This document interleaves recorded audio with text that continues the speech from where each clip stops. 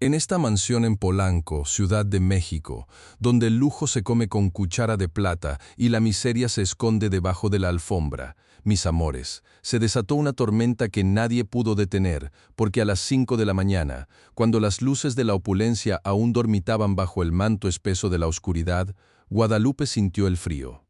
Traicionero del cemento colarse por las rendijas de su pequeño cuarto en el sótano, un calabozo improvisado donde las paredes grises parecían apretarle el pecho y la única ventanita, alta y raquítica, luchaba con desesperación por rasgar el velo de la noche, dejando pasar apenas un hilo tísico de la luz que prometía el nuevo día. El aire helado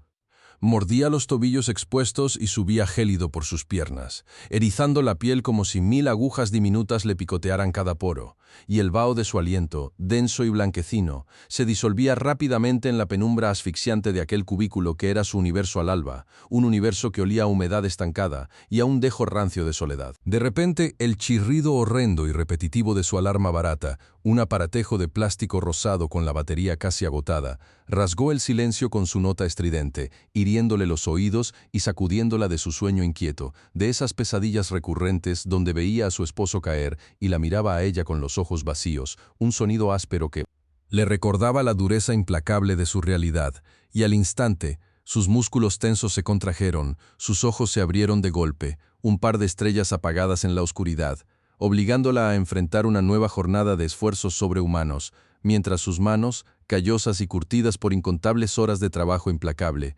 buscaron a tientas en la penumbra el pañuelo bordado,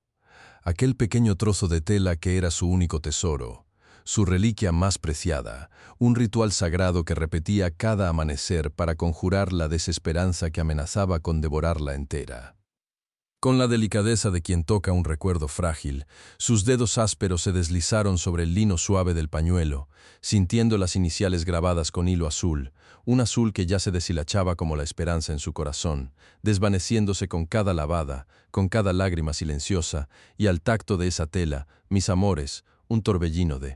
imágenes y sensaciones la arrastró sin piedad a su Chiapas natal, a una aldea tzotzil, donde el tiempo parecía tejerse con hilos de niebla, y los días se mecían al compás lento de las montañas inmensas que la rodeaban, guardianas silenciosas de secretos ancestrales. Su mente viajó a ese lugar mágico y apartado, donde el aire puro olía a tierra, mojada, a pino y a copal, y las mujeres de su estirpe, de manos fuertes y ojos sabios, se sentaban al amanecer frente a sus telares de cintura, entrelazando hilos de algodón en patrones intrincados que contaban historias, que narraban la vida y la muerte, el amor y el dolor, el destino ineludible de cada una de ellas, y sus dedos pequeños y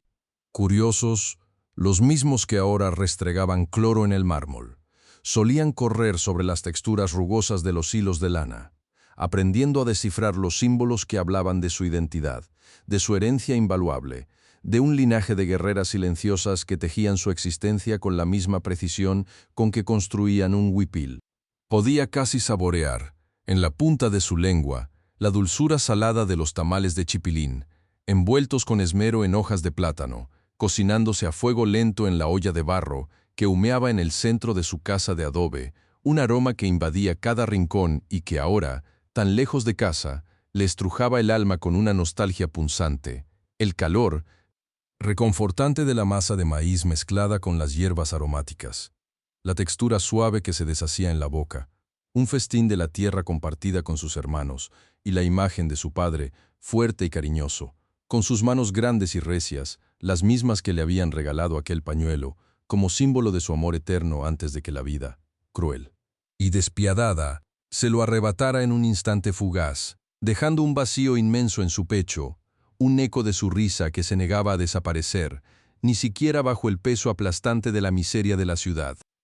El recuerdo de la partida de su padre, mis amores, era un puñal que se clavaba una y otra vez en su memoria, un dolor que nunca cicatrizaba del todo. Una herida abierta que latía con cada respiración, porque el día en que la tierra lo cubrió, fue como si una parte de ella también muriera, dejando solo el desgarro de la orfandad y la promesa incumplida de un futuro juntos, y aquel pañuelo, arrugado y desgastado por el tiempo y las lágrimas, era la única conexión tangible que le quedaba con la ternura de sus abrazos, con la sabiduría de sus consejos, con la paz que él irradiaba, en contraste demoledor con el frío hostil de la Ciudad de México que la recibió con los brazos cerrados y Los bolsillos vacíos obligándola a dejar atrás la calidez de su comunidad, el arraigo de su cultura, la complicidad de su gente. El amargo sabor de la soledad la envolvió con una fuerza inusitada al soltar el pañuelo y dejarlo cuidadosamente doblado sobre su cobija raída. Un suspiro profundo escapó de sus labios agrietados, trayendo consigo el peso de su presente, el apremio de cada segundo que pasaba, y con movimientos lentos y resignados se levantó de la cama. Sus huesos crujieron con el esfuerzo, un lamento discreto que solo ella podía escuchar en la quietud del sótano. Sus pies descalzos tocaron el cemento helado del suelo, provocando un escalofrío que le recorrió la espalda hasta la nuca, un recordatorio constante de su realidad precaria. Sus manos, ya preparadas para la batalla diaria, tomaron el balde de plástico gastado, el cepillo de cerdas duras y la botella de cloro industrial, cuyo olor picante ya comenzaba a irritarle las fosas nasales, una advertencia de la quemazón inminente que sentiría en cada poro de su piel, y como un ritual de guerra, se calzó sus guantes amarillos, de Joma, aquellos que compró con el último de sus centavos para proteger sus manos del químico agresivo, unos guantes que se habían convertido en un símbolo de su resistencia, de su dignidad inquebrantable, una armadura contra la corrosión de la humillación. Mientras se disponía a ascender por la escalera de servicio, estrecha y oscura, que la llevaría de las profundidades de su miseria a la superficie brillante de la opulencia ajena. Un camino empinado donde cada escalón era un recordatorio de la distancia abismal entre su mundo y el de los dueños de aquella mansión. Los escalones de la escalera de servicio, de metal ruidoso y descascarillado, resonaban con un eco vacío bajo el peso de sus pasos lentos y cansados, un sonido metálico que contrastaba grotescamente con el silencio sepulcral que envolvía el resto de la casa a esa hora temprana. Un silencio que los ricos se permitían, ajenos a la fatiga que ya le pesaba en cada célula del cuerpo, y mientras subía, sus ojos se fueron adaptando a la penumbra cambiante, pasando de la oscuridad opresiva del sótano a una tenue claridad que se filtraba por las rendijas de alguna puerta entreabierta, un indicio de la magnificencia que la esperaba arriba. La escalera parecía no tener fin, un túnel oscuro que la transportaba de su cubículo de cemento, donde el frío era una constante y el techo bajo amenazaba con aplastarla, al salón principal, una extensión monumental de opulencia desmedida, un contraste tan brutal que le oprimía el aliento, donde el espacio se expandía hasta el infinito, donde el aire estaba impregnado de perfumes caros y el mármol relucía con un brillo cegador. Al final de la escalera, la rampa hacia la cocina se abría, y desde allí, mis amores, un chorro de luz casi hirió sus ojos acostumbrados a la oscuridad, revelando la inmensidad del salón de techos de doble altura, una catedral de riqueza decorada con candelabros de cristal Swarovski que titilaban como estrellas atrapadas en el día, cortinas de seda francesa que caían como cascadas de lujo sobre los ventanales de piso a techo, mostrando una vista privilegiada del amanecer polanqueño, un amanecer que ella, arrodillada sobre el frío mármol, solo vería a través del velo de su propio sufrimiento, una promesa lejana de un sol que nunca la calentaría del todo, aunque lavara hasta la última mota de polvo de esa casa gigantesca. La primera impresión, al entrar en el majestuoso salón, era un choque sensorial violento. El olor a perfume Chanel No. Fifth, dulce y pesado, se mezclaba de una manera nauseabunda con el acre y penetrante aroma del cloro industrial que ella misma acababa de verter en el cubo de agua, creando una atmósfera irrespirable que le raspaba la garganta y la hacía toser débilmente, un murmullo ahogado que se perdía en la inmensidad del espacio vacío. Luego, mis amores, vino el dolor, ese compañero fiel que nunca la abandonaba. Con un suspiro que le salió del alma, Guadalupe se arrodilló con un esfuerzo inmenso. El frío lacerante del mármol italiano de Carrara se coló por los delgados pantalones de su uniforme, traspasando la tela y llegando directamente a la piel sensible de sus rodillas,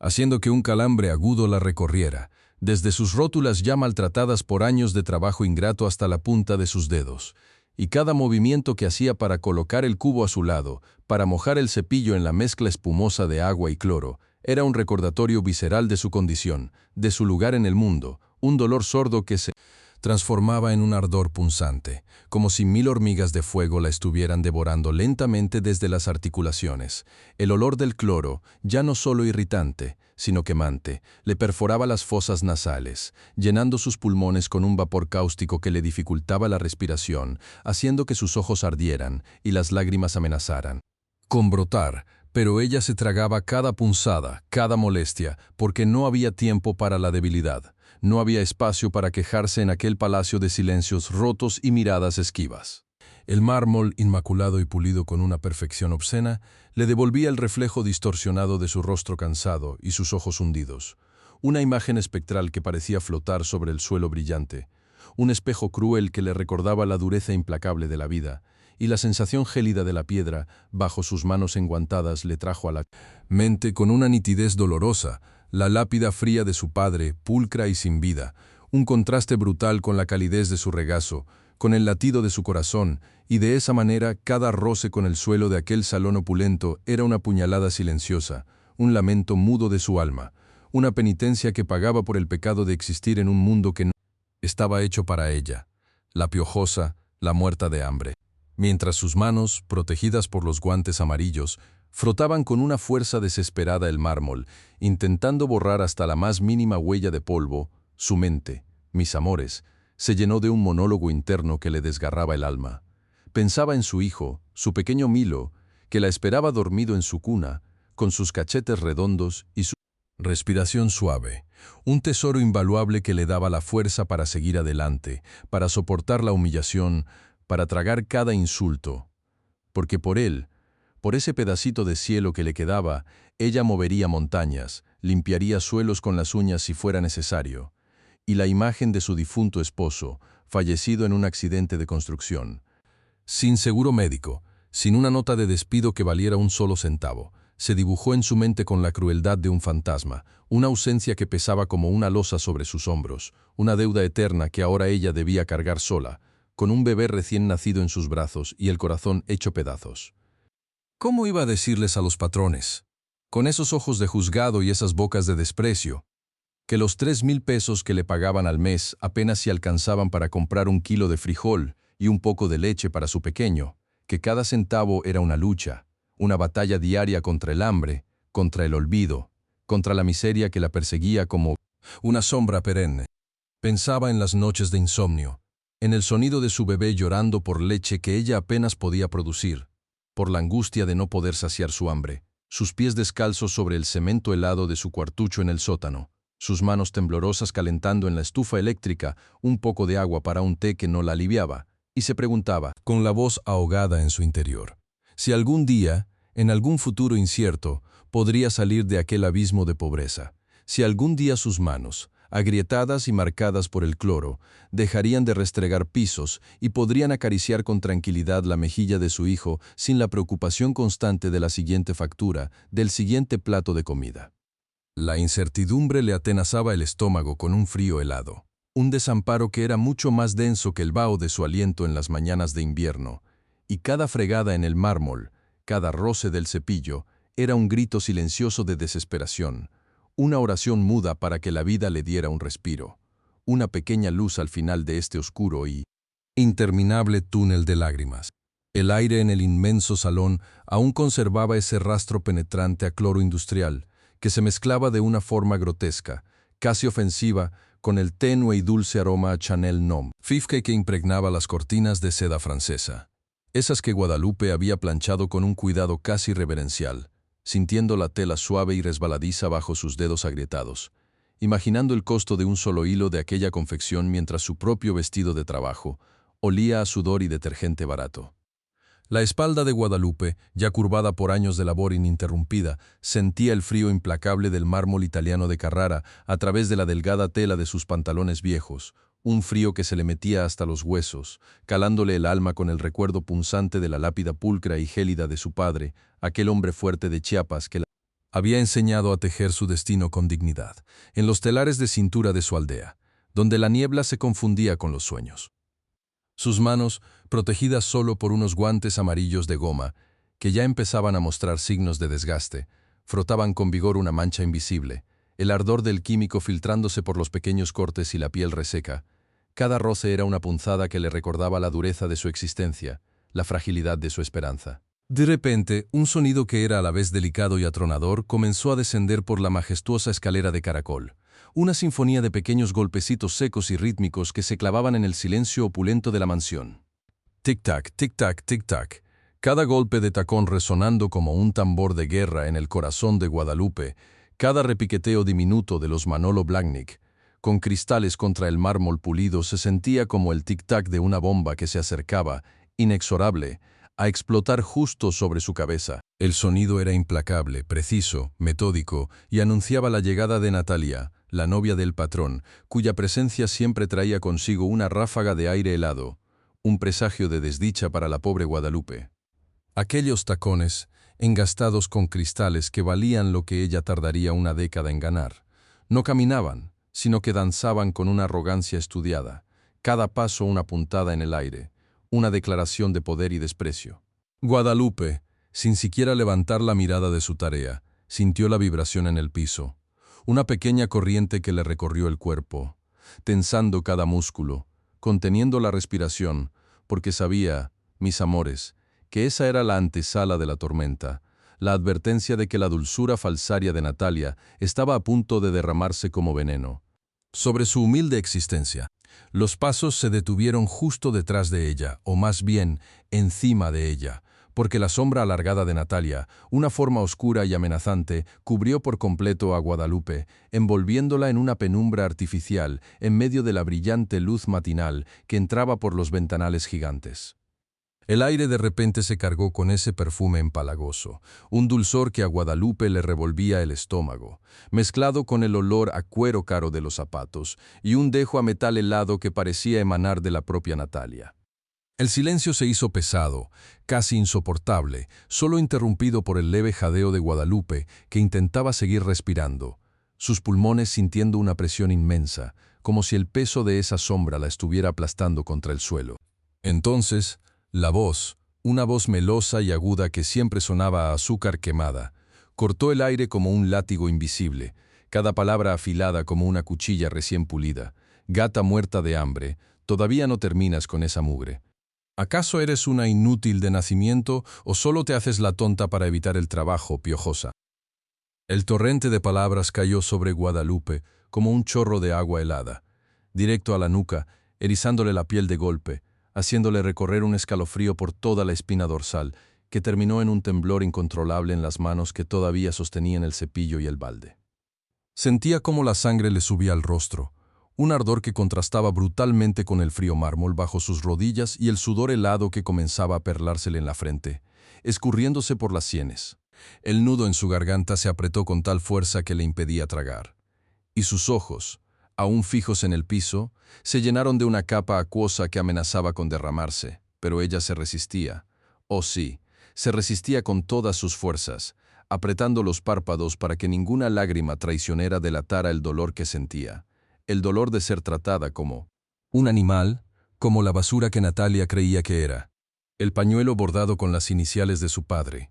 ese pedazo de tela que guardaba como un tesoro sagrado, ahora se sentía como un vendaje apretado alrededor de su cabeza, una prisión que ocultaba sus pensamientos, su identidad, su dignidad.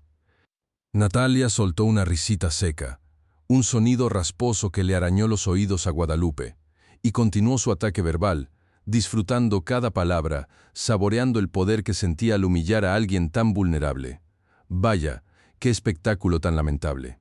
Pareces una rata de alcantarilla escarbando en la basura, ¿sabes?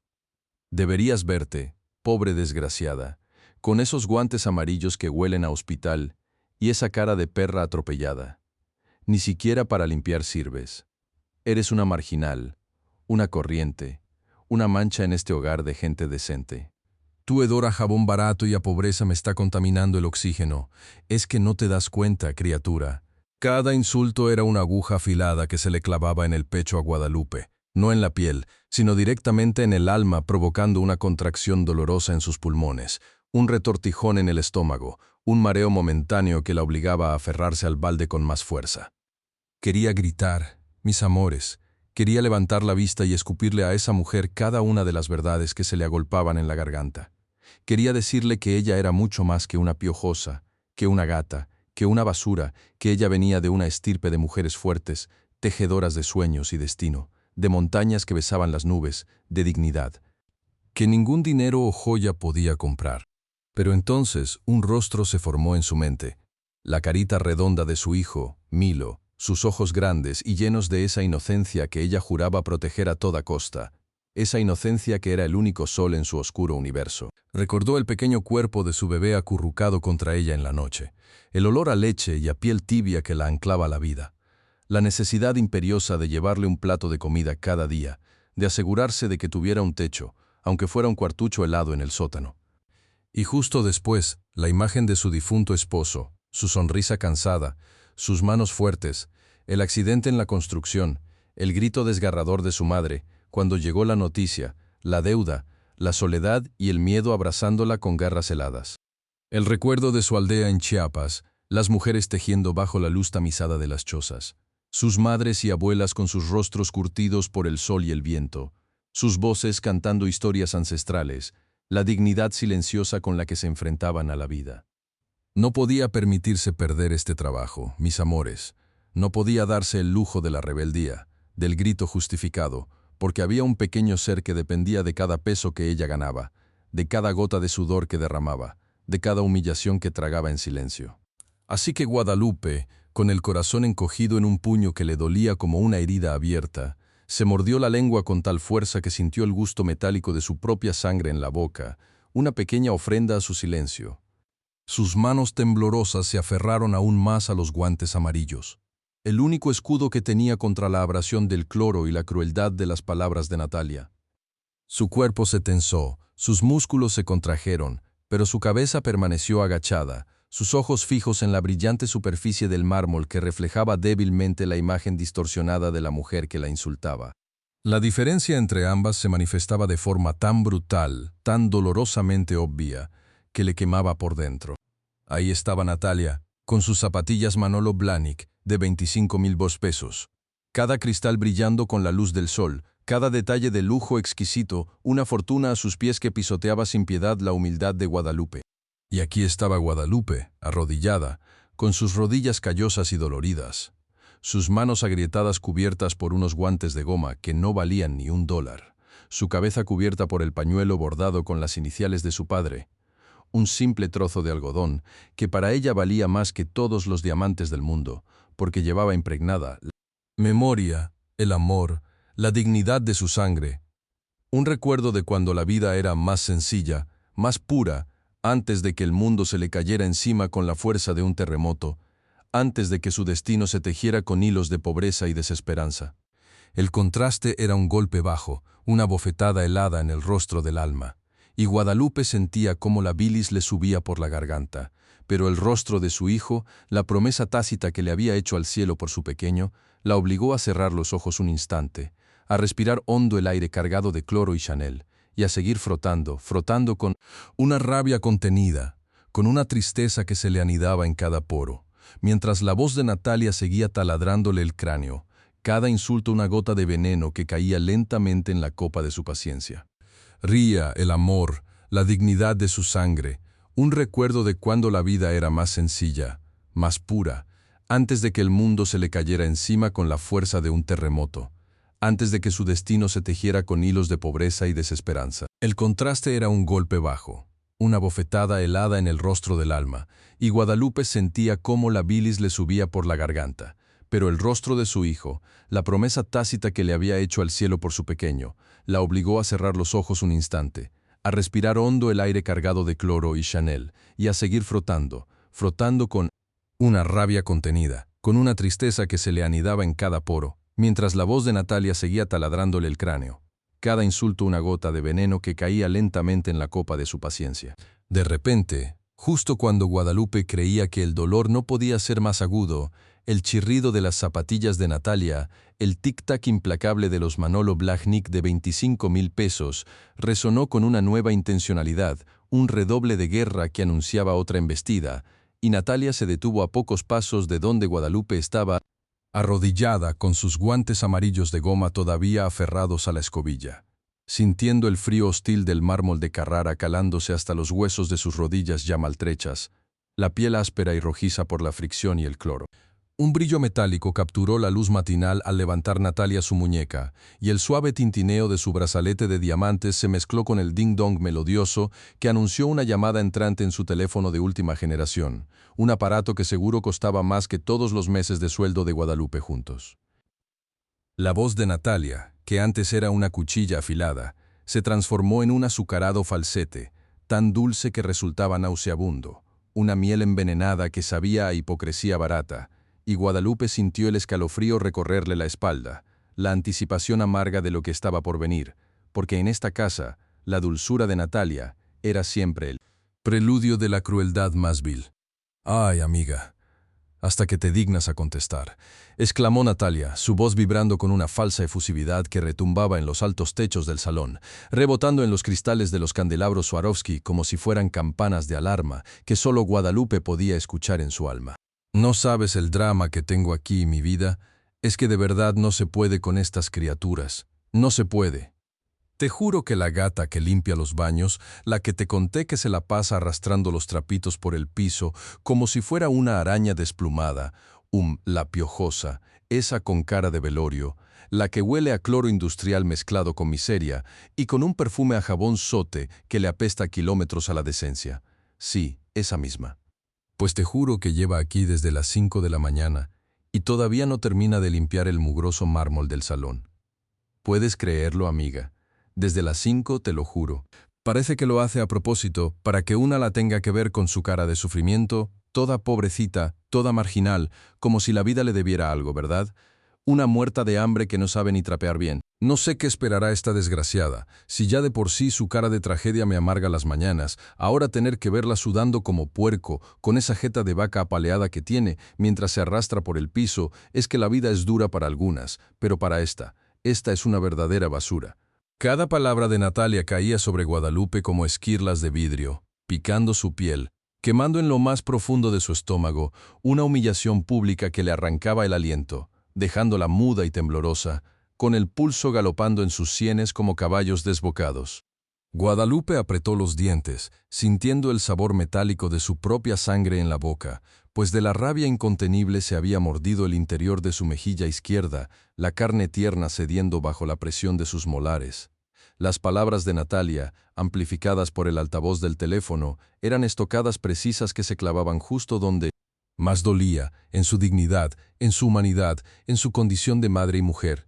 Un ataque feroz que la hacía sentir más pequeña, más insignificante, más corriente, de lo que ya se sentía en ese palacio de cristal y mármol. El nudo en su garganta se hizo más espeso, una roca que amenazaba con ahogarla, y sus ojos, ardientes y resecos, se llenaron de lágrimas que se negaba a derramar. No ahí, no enfrente de ella no para darle el gusto a esa mujer que disfrutaba de su sufrimiento como un banquete macabro, porque su madre le había enseñado que la pena se lleva por dentro con la frente en alto, aunque el corazón se esté haciendo pedazos. Sus manos protegidas por los guantes amarillos de goma, que eran su única defensa, su escudo contra la acidez del cloro y la acidez de la vida, temblaban sin control, y el mango de la escobilla se sentía resbaladizo entre sus dedos adoloridos, como si quisiera escaparse de su agarre, abandonarla también a su suerte. «Y aparte, amiga, ¿sabes qué es lo peor?», continuó Natalia, con una risita ahogada que delataba un placer sádico. «Es que la muy igualada cree que es la nana del niño.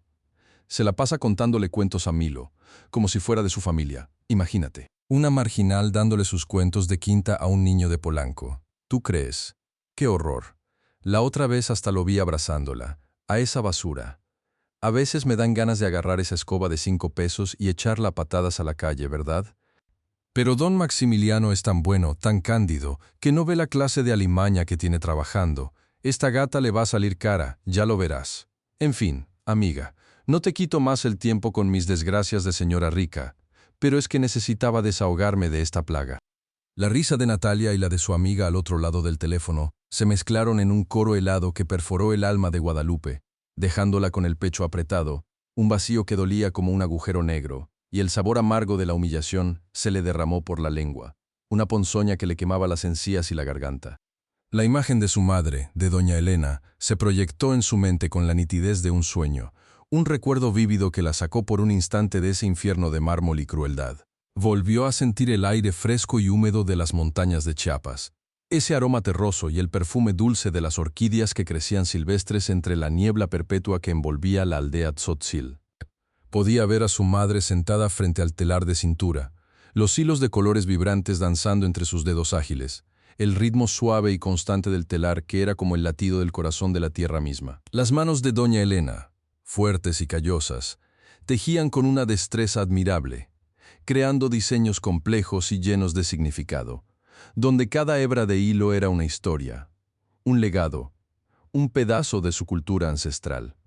Recordaba el calor del fogón donde se cocinaban los tamales de chipilín, el olor delicioso a masa de maíz y hoja de plátano que envolvía la pequeña cocina de adobe, el sabor reconfortante de la cena compartida en familia, la risa suave de su padre mientras fumaba su pipa y le contaba historias de los nahuales del bosque, de cómo el destino de cada uno se tejía con hilos invisibles, pero siempre con dignidad.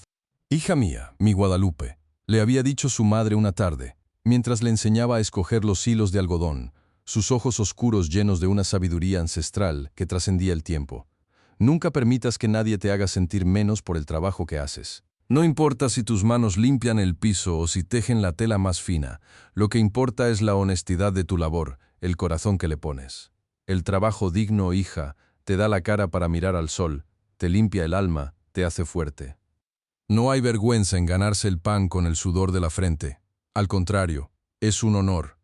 El único deshonor es la maldad que nace del ocio y la envidia. Es así que es una enfermedad que pudre el espíritu, mi niña. Tu dignidad está aquí, en tu corazón, en la fuerza que tienes para levantarte cada día, para seguir adelante, para luchar por los tuyos». Las palabras de su madre, pronunciadas con una voz dulce y firme, eran ahora un bálsamo para su alma herida, un faro en la oscuridad opresiva de la mansión, y Guadalupe sintió el pañuelo bordado con las iniciales de su padre, aquel que llevaba atado a la muñeca como un talismán sagrado, vibrar con una energía propia, recordándole su origen, su fuerza. El zumbido del teléfono de Natalia se apagó finalmente, y un silencio pesado, denso como una lápida de mármol, cayó sobre el salón, únicamente roto por el jadeo irregular de Guadalupe, quien trataba de regular su respiración que se había vuelto errática a causa de la tensión acumulada. Justo en ese instante, en medio de la pesada quietud, un sonido familiar y suave rompió la burbuja de desesperación que envolvía a Guadalupe. El leve chirrido de unas ruedas pequeñas rozando el mármol, un sonido que era música para sus oídos, el anuncio de una presencia pura y bien amada. Los ojos de Guadalupe, aún vidriosos por las lágrimas contenidas que se negaban a salir, se enfocaron en el extremo del pasillo, y ahí estaba él, su pequeño Milo, su Emilio, su dulce niño, acercándose lentamente en su silla de ruedas, sus bracitos delgados, sus piernas inmóviles, pero su mirada de luceros brillantes y su sonrisa genuina que calentaba el alma, sus cabellos castaños revueltos por el sueño interrumpido. El pequeño Milo, con su pijama de dinosaurios, avanzaba con una determinación silenciosa, ajeno al torbellino de veneno y dolor que acababa de azotar el salón, su presencia una burbuja de inocencia y amor que irrumpía en la escena con la fuerza de un milagro. Al llegar a su lado, sin decir una palabra, sin un titubeo, Emilio bajó de su silla de ruedas con una agilidad sorprendente para su condición, arrastrándose con sus manitas en el frío mármol hasta quedar a la altura de Guadalupe, y luego, con la ternura más sublime que una madre puede desear, rodeó el cuello de Guadalupe con sus pequeños brazos, pegando su mejilla suave a la piel áspera y húmeda del cuello de la empleada. El abrazo de Emilio fue como un choque eléctrico, una descarga de amor que hizo que cada nervio del cuerpo de Guadalupe se estremeciera de alivio, de sorpresa, de una felicidad inmensa y a la vez dolorosa. El olor a niño, a talco y a inocencia, a la calidez de un hogar que ella anhelaba, se ancló en sus fosas nasales, disipando por un segundo el acre aroma del cloro y el penetrante perfume Chanel, No. 5 de Natalia, un bálsamo que curaba las heridas invisibles de su alma. Las lágrimas que había reprimido con tanta fuerza ahora amenazaban con desbordarse, lágrimas de gratitud, de un amor tan puro que le quemaba el pecho, y Guadalupe cerró los ojos, apretando al niño contra sí, sintiendo la fragilidad de su pequeño cuerpo, el latido de su corazón que le decía que no estaba sola, que aún había algo por lo que luchar. En ese instante fugaz, el frío del mármol desapareció, El dolor de sus rodillas se desvaneció y el peso de su miseria se aligeró. Solo existía el calor del abrazo de Emilio, la promesa silenciosa de un amor incondicional que la sostenía por encima de todo. Sin embargo, la burbuja de ternura duró apenas un suspiro, como una pomada de jabón que estalla al primer roce, porque la voz de Natalia, ya sin el falso tono azucarado, perforó la quietud con una furia helada, un grito agudo que rasgó el aire como un rayo. Emilio. ¿Pero qué demonios estás haciendo, niño estúpido? Suéltala de inmediato.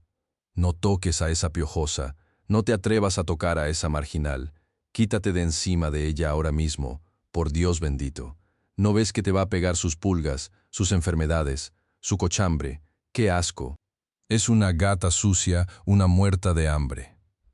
Tú no te mezclas con esa gente, Emilio. Jamás. Suéltalo, desgraciada. Bramou Natália, sua voz elevando-se a tono insuportável de histeria e asco, cada uma de suas palavras uma sarta de cuchilladas que se clavaban en el pequeño cuerpo del niño y en el corazón desgarrado de Guadalupe.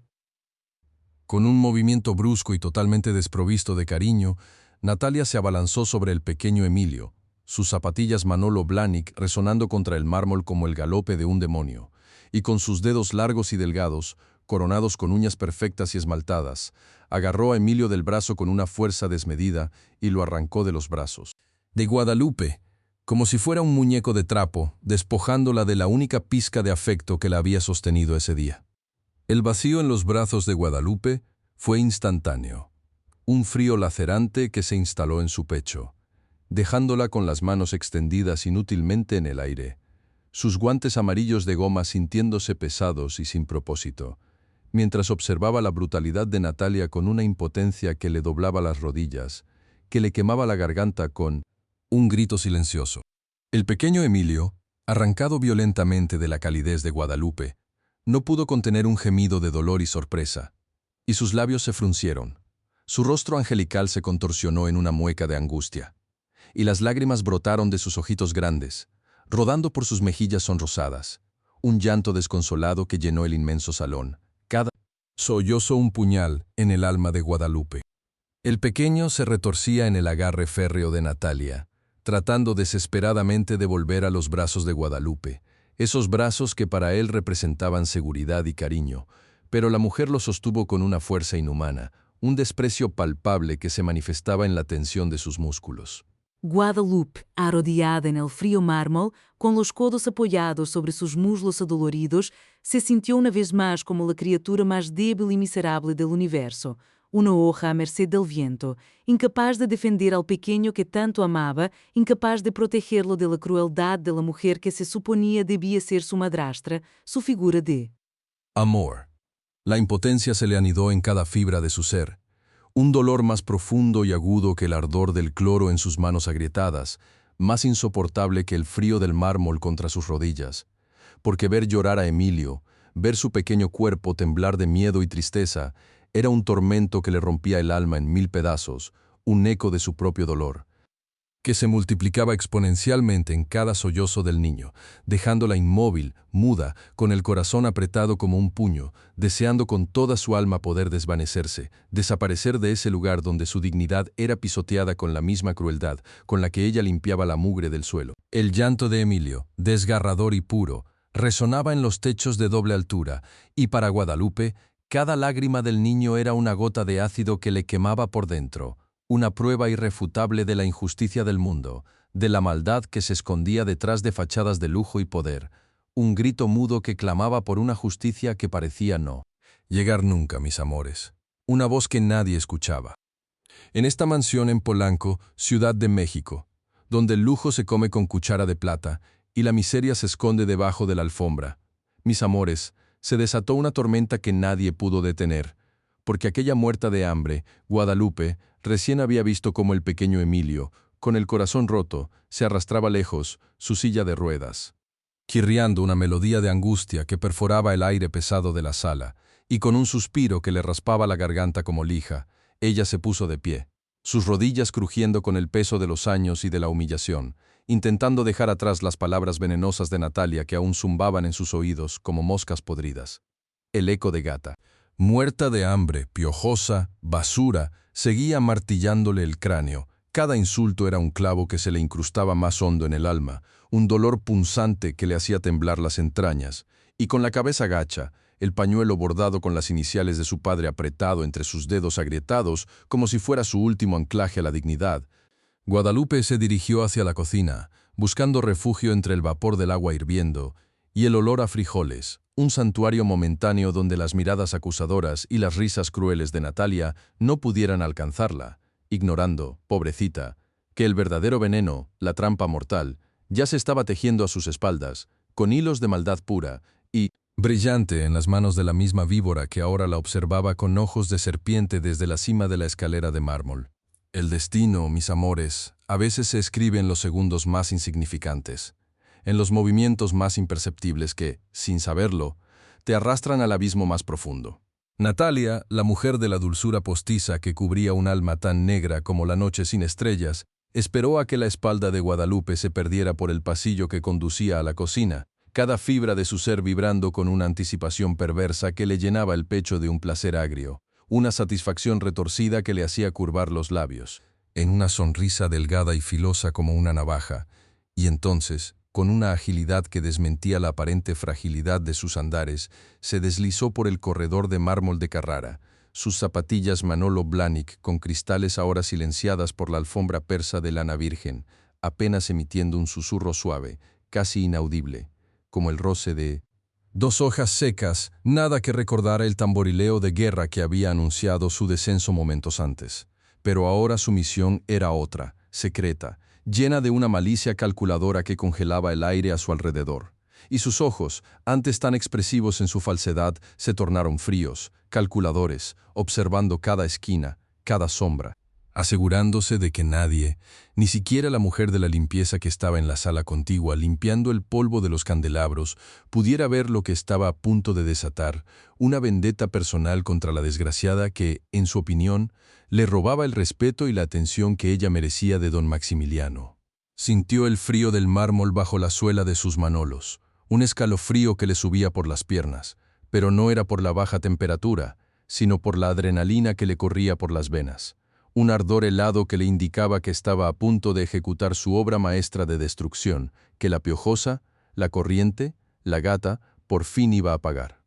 Al llegar al diminuto cuarto de servicio, un espacio reducido con paredes de cemento desnudo y una ventanita mugrienta que apenas dejaba pasar un rayo de luz grisácea, Natalia empujó la puerta de madera astillada con la punta de su zapatilla, un gesto de desprecio tan natural como respirar, y sus ojos escudriñaron el interior con una mezcla de repugnancia y morbosa curiosidad,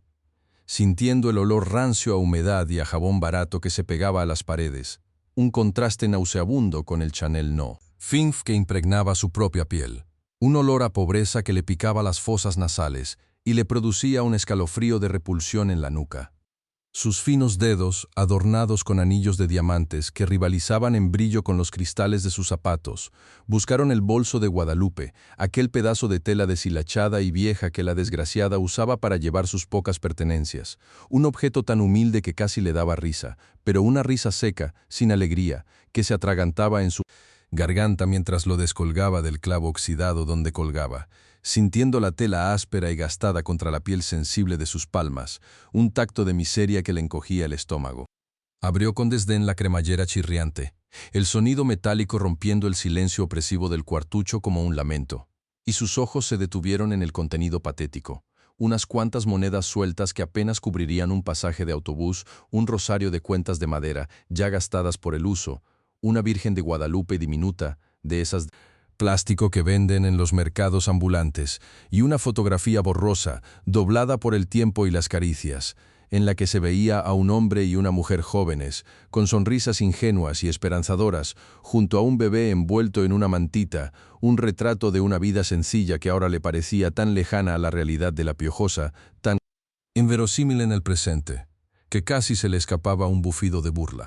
Con un movimiento calculado, sus uñas perfectamente manicuradas rozaron el metal frío del Rolex Datejust de oro blanco con diamantes que aún llevaba en la muñeca, el peso de la joya, valorada en 2.000 pesos, una cantidad que para Guadalupe representaba años de salario, o más bien, una vida entera de trabajo infructuoso, un peso que le recordaba su poder, su estatus, su superioridad inquebrantable frente a la basura que tenía delante. Y con una malicia que le hacía brillar los ojos como dos brasas ardientes en la penumbra, se desabrochó el cierre, el pequeño clic metálico resonando en el silencio como un disparo, mientras sentía el exquisito frío del oro blanco deslizarse de su muñeca con la levedad de una pluma.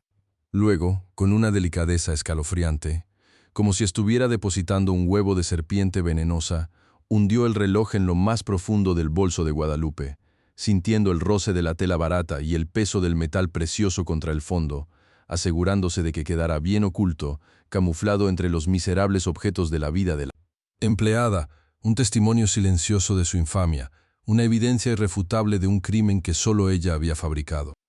La tensión se liberó de sus hombros en un suspiro casi imperceptible, una exhalación de triunfo que le limpiaba el alma podrida, un placer enfermizo que la llenaba por completo, desde la punta de sus manolos hasta la última hebra de su cabello cuidadosamente peinado. Natalia dejó el bolso exactamente como lo había encontrado, colgando lánguidamente del clavo oxidado, como si nada hubiera sido profanado, como si el reloj de diamantes, el ojo de la tormenta, no estuviera ahora esperando a ser descubierto, y con la misma sigilosa elegancia con la que había entrado, se deslizó fuera del diminuto cuartucho, cerrando la puerta con un golpe casi inaudible, pero que en su mente sonó como el gong de la victoria. Se detuvo un momento en el pasillo, sus pulmones inhalando el aire viciado pero ahora dulce del triunfo, y con un gesto instintivo, sus manos se elevaron para acomodarse el cabello rubio que caía en cascada por sus hombros, deslizando sus dedos por las sedosas hebras, una acción que para cualquiera habría parecido inocente, un simple ajuste de coqueta, pero que en realidad era una manifestación de su satisfacción perversa, de la victoria que ya saboreaba en la punta de su lengua, un gusto amargo y metálico que ella encontraba delicioso.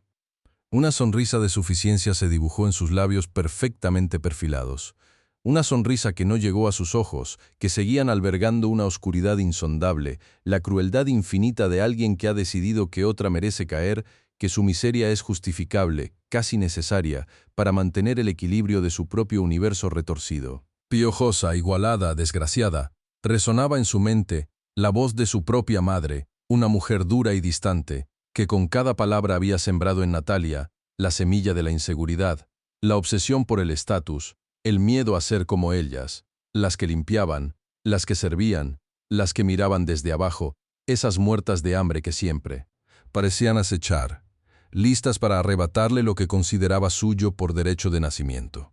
Recordaba vívidamente un cumpleaños de la infancia, el olor a azúcar quemada del pastel de 3 leches, y cómo su madre la había abofeteado por manchar su vestido de seda francesa con lodo, gritándole que era una corriente, que nunca sería digna de nuestro apellido si te juntas con la chusma de la calle. Esas palabras, a sus 8 años, habían marcado a fuego su alma frágil, susurrándole una y otra vez que su valor residía en la perfección, en la apariencia intachable, en la distancia insalvable que la separaba de aquellos que no tenían nada. Y ahora, viendo a Guadalupe, con su pañuelo deshilachado, sus manos agrietadas, pero con esa mirada de dignidad inquebrantable que a veces don Maximiliano parecía admirar, una mirada que Natalia interpretaba como insolencia pura, como el desafío de una gata que se atreve a mirar a la reina a los ojos, sintió cómo esa vieja herida se abría de nuevo, supurando veneno, alimentando el rencor que la consumía por dentro.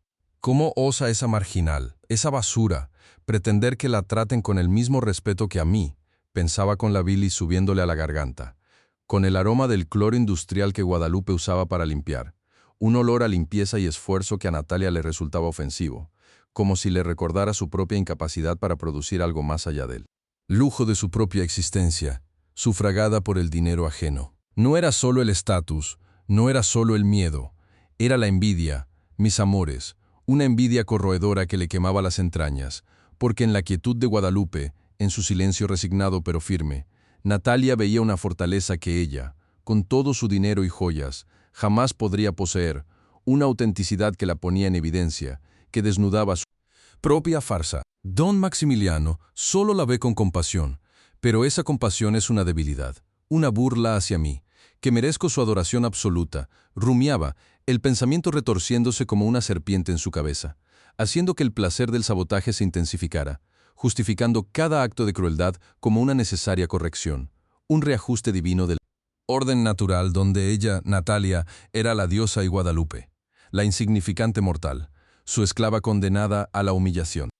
Cada diamante en su reloj de pulsera, ahora escondido en el mugriento bolso de la empleada, era un pequeño ojo que la observaba, aprobando su decisión, susurrándole al oído que estaba haciendo lo correcto, que estaba simplemente poniendo a la piojosa en su lugar. Mis amores, un lugar tan bajo que de ahí no se podría levantar jamás. Mientras Natalia regresaba a la sala, flotando como un fantasma de seda y joyas, con el corazón hinchado por el éxito de su conspiración, Guadalupe, completamente ajena a la telaraña de mentiras que la envolvía, seguía en la cocina. El vapor caliente que emanaba de una olla de agua hirviendo para el té de don Maximiliano le empañaba los ojos. No, solo por el calor, sino por las lágrimas que había estado conteniendo con todas sus fuerzas, lágrimas de indignación y de una tristeza profunda que le calaba hasta los huesos, producto de los insultos despiadados de la novia del patrón. Las manos, gastadas y enrojecidas por el cloro de la limpieza, se aferraban a una taza de loza blanca, sintiendo el calor reconfortante que apenas lograba calmar el temblor que le recorría el cuerpo. Un temblor que le decía que su alma estaba herida, que su dignidad había sido pisoteada una vez más en ese palacio de mármol y espejos, un lugar donde el valor de una persona se medía por el brillo de sus joyas, y no por la pureza de su corazón, ni por la honradez de su trabajo. El olor a té de manzanilla, dulce y herbáceo, se mezclaba con el persistente aroma a cloro que se le había pegado a la piel de las manos, recordándole constantemente el duro trabajo que sostenía su existencia precaria, la sudorosa realidad de su vida, tan diferente a la frivolidad y el lujo de las que la rodeaban, y en el fondo de su mente, como un murmullo constante, resonaban las palabras de su padre, aquel hombre sabio que le había regalado el pañuelo bordado con sus iniciales, diciéndole que la honestidad era el único tesoro que nadie podía robarle, que la verdad siempre salía a la luz como el sol tras la tormenta. Pobre de mí, que no tengo más que mi honestidad, pensaba Guadalupe, mientras sentía el dolor de sus rodillas, ya cubiertas de callos endurecidos por los años de arrodillarse sobre pisos fríos, como una penitencia silenciosa, mis amores, una oración sin palabras por una justicia que parecía no llegar nunca, por un respiro de la crueldad que ahogaba cada día un poco más. Pero el reloj, el Rolex de oro y diamantes, esperaba silencioso y mortífero, en las profundidades de su viejo bolso, una bomba de tiempo que estaba a punto de explotar y arrasar con todo lo que a Guadalupe le quedaba. En esta mansión en Polanco, Ciudad de México, donde el lujo se come con cuchara de plata y la miseria se esconde debajo de la alfombra, mis amores, se desató una tormenta que nadie pudo detener, porque de repente un grito agudo, una cuchillada de voz que laceró el aire pesado de Chanel No. Fif y cloro industrial, se escuchó retumbando desde el gran salón, donde los techos se elevaban hasta el cielo, y los ventanales vomitaban la luz de la mañana sobre el mármol de Carrara. Me han robado mi Rolex d'Amethyst.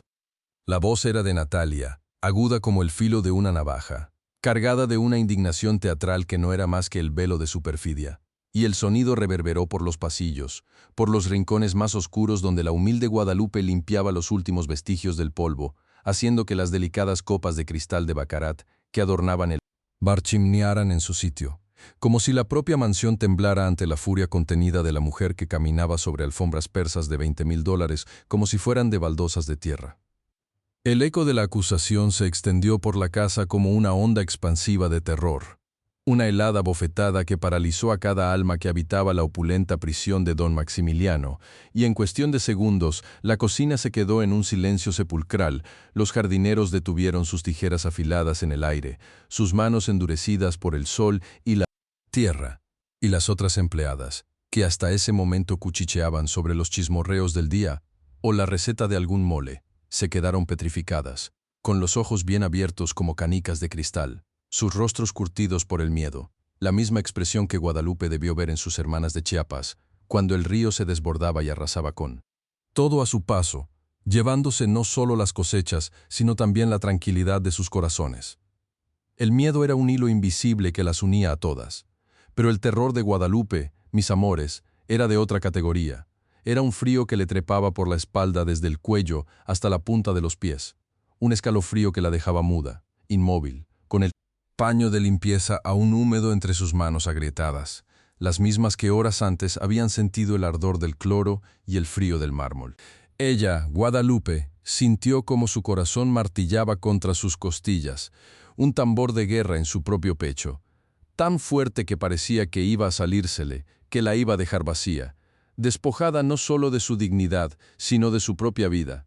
porque en ese instante, en su mente, el eco de aquel grito no era solo una voz, era una sentencia que se clavaba en lo más profundo de su ser. Natalia, con sus tacones Manolo Blahnik de 25.000 pesos, que ahora no sonaban a tic-tac mortal, sino a tambores de guerra que anunciaban la desgracia, descendió las escaleras a zancadas largas, su rostro contraído en una máscara de indignación falsa, sus ojos, antes tan dulces y empalagosos, ahora dos brasas ardientes que quemaban a su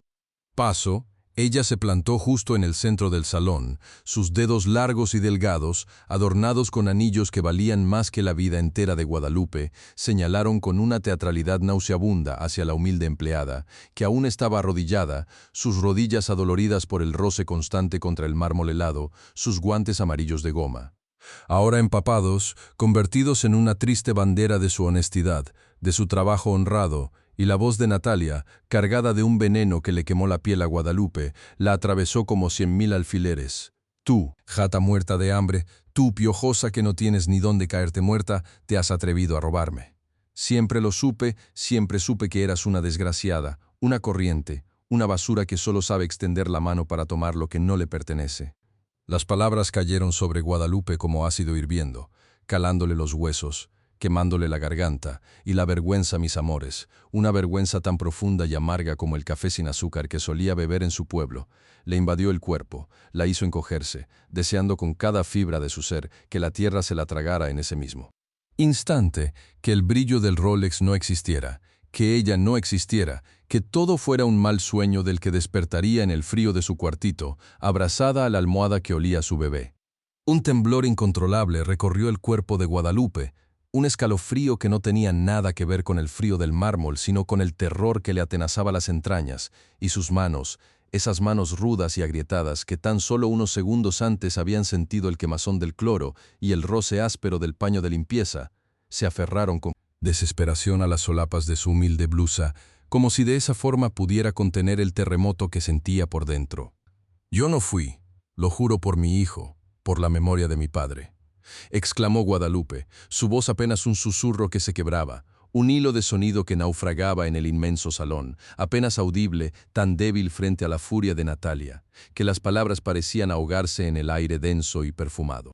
Las lágrimas, calientes y saladas, brotaron de sus ojos, surcando el polvo acumulado en sus mejillas, mezclándose con el sudor frío que le perlaba la frente, y el nudo en su garganta era tan espeso, tan apretado, que le impedía respirar, le robaba el aire, la asfixiaba lentamente mientras en su mente, la imagen de su padre, su rostro sereno y sus manos fuertes, que le enseñaron a cosechar el maíz y a honrar la tierra, se desdibujaba, distorsionada por la atroz acusación. ¿Cómo podía la gente creer tal infamia? ¿Cómo podían ver en ella, en sus manos llenas de callos y en su alma cansada, la imagen de una ladrona?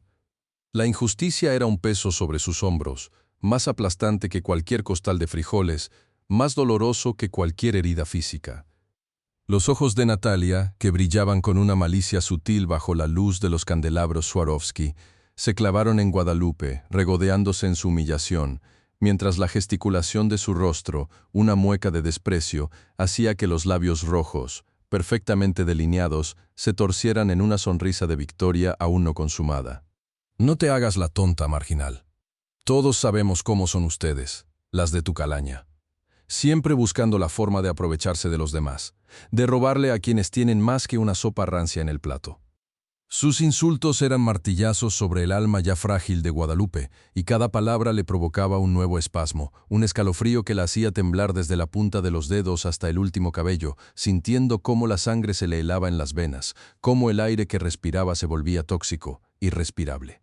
La piedad de los otros empleados, si es que la había, estaba oculta bajo el velo del miedo, sus rostros impávidos, sus miradas esquivas, aunque un cocinero joven, con los ojos llenos de una tristeza sincera, Intentó balbucear algo a favor de Guadalupe, una media frase ahogada en la garganta antes de que la mirada gélida de Natalia lo silenciara, recordándole quién ostentaba el poder en esa casa, quién era la voz que se escuchaba y la mano que castigaba. Traigan sus pertenencias. Quiero que todos vean la clase de rata que tenemos trabajando aquí, ordenó Natalia con una voz que no admitía réplica, y dos de los empleados, con los ojos clavados en el suelo, como si cargar con los objetos de Guadalupe fuera una vergüenza que los quemaba, se acercaron al cuarto de la empleada en el sótano, ese cubículo frío y húmedo, donde la joven madre había llorado tantas noches por su marido ausente y por el futuro incierto de su hijo. Al cabo de unos minutos, que a Guadalupe le parecieron una eternidad, un lapso de tiempo distorsionado por el terror, regresaron cargando con el viejo bolso de tela, descolorido por el uso, y una pequeña mochila raída que contenía todas las posesiones de Guadalupe, que no eran más que un par de mudas de ropa remendada, un cepillo de dientes ya gastado, una estampita de la Virgen de Guadalupe que le había regalado su madre, y una fotografía, una pequeña instantánea de su hijo, sonriente, con sus ojos inocentes, la única razón por la que Guadalupe seguía levantándose cada amanecer. El contraste entre la opulencia del salón, donde cada objeto valía una fortuna, y la pobreza de sus pertenencias era desgarrador. El bolso de tela, con sus hilos sueltos, cayó con un suspiro sobre la superficie pulcra y brillante de una mesa auxiliar de mármol de Carrara, haciendo un ruido sordo que resonó en el silencio expectante. Natalia, con una sonrisa maliciosa que le estiraba los labios, se inclinó sobre la mesa, sus uñas pulcras y brillantes revolviendo con desprecio los pocos objetos de Guadalupe, como si estuviera hurgando en basura, y cada vez que tocaba una de sus cosas, Guadalupe sentía un dolor en el pecho, una punzada que le recordaba la invasión, la profanación de lo poco que le quedaba de su intimidad. El aire se volvió pesado, espeso, cargado de una tensión tan palpable que se podía cortar con un cuchillo, y el corazón de Guadalupe latía con una velocidad frenética, una mariposa desesperada atrapada en una jaula, mientras sus ojos suplicaban a cada rostro presente, buscando una chispa de empatía, una señal de que alguien creería en ella, en su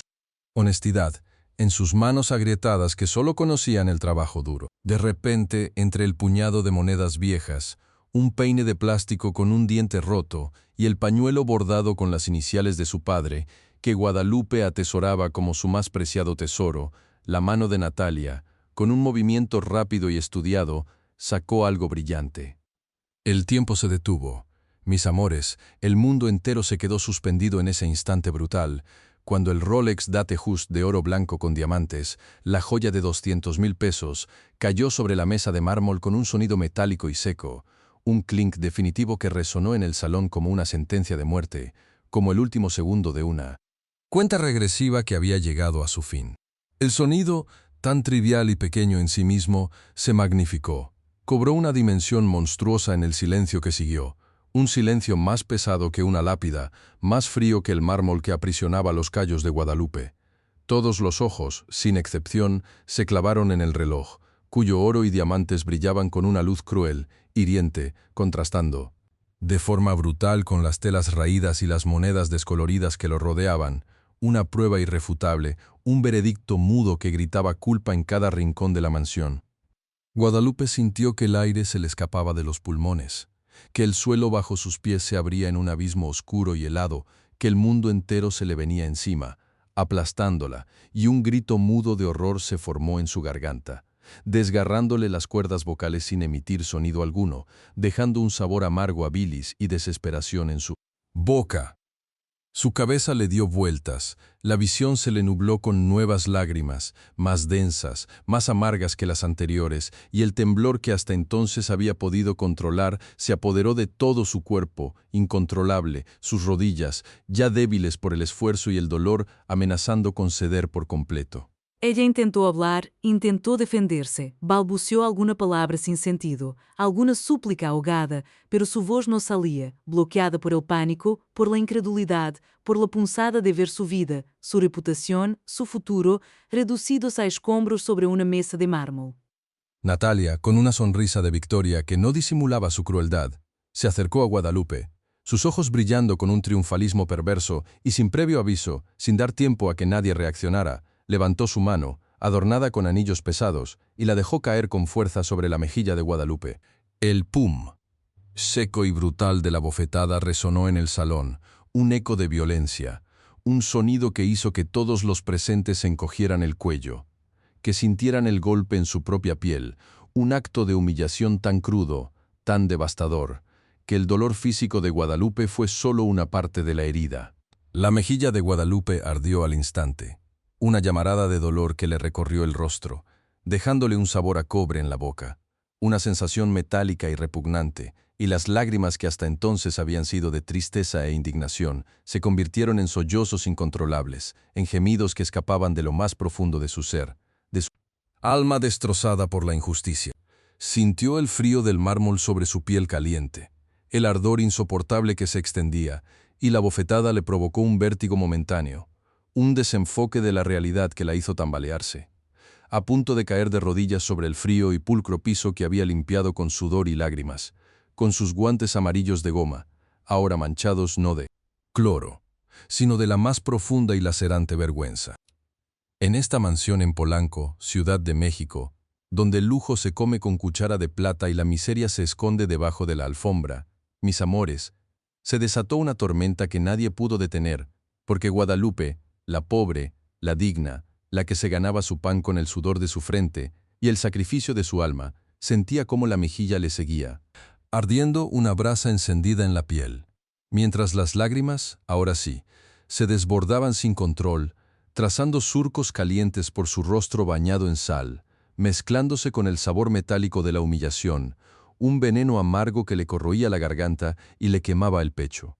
El frío implacable del mármol de Carrara, pulido hasta el espejo con sus propios guantes amarillos de goma, se colaba por sus rodillas desnudas y doloridas, a través de la delgada tela de su uniforme, calándole hasta los huesos, recordándole que ella, en ese universo de oropel y vanidad, era tan solo un objeto más, una pieza desechable en el tablero de ajedrez de los poderosos, una sombra insignificante que podía ser aplastada con la misma facilidad con la que se pisaba un insecto. Sus manos, rugosas y agrietadas por años de cloro y esfuerzo, temblaban incontrolablemente, incapaces de aferrarse a otra cosa que no fuera la desesperación, la certeza de que su mundo, ya de por sí frágil y desvencijado, ahora se desmoronaba en mil pedazos, en una lluvia de cristales rotos y esperanzas marchitas, y todo bajo la mirada punzante de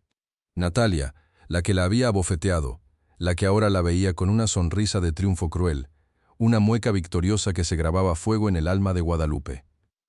En la penumbra apenas disipada por las gruesas cortinas de seda francesa, detrás de un pesado cortinaje que cubría la entrada al comedor, el pequeño Emilio, Milo de cariño, con sus 7 años y la lucidez de quien observa el mundo desde la quietud de su silla de ruedas, había presenciado cada detalle de la injusticia, cada movimiento sigiloso de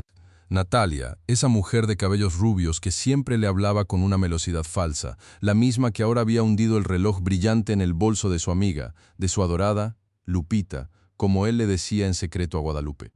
El pequeño corazón de Emilio, un torbellino de amor y pureza, se encogió de terror al ver la mano alzada de Natalia, golpear el rostro moreno de Guadalupe, al escuchar el sonido sordo del impacto, al percibir el rictus de dolor en los ojos que él tanto quería, esos ojos que siempre le contaban las historias más maravillosas de su Chiapas natal, de duendes y nahuales que bailaban entre la niebla.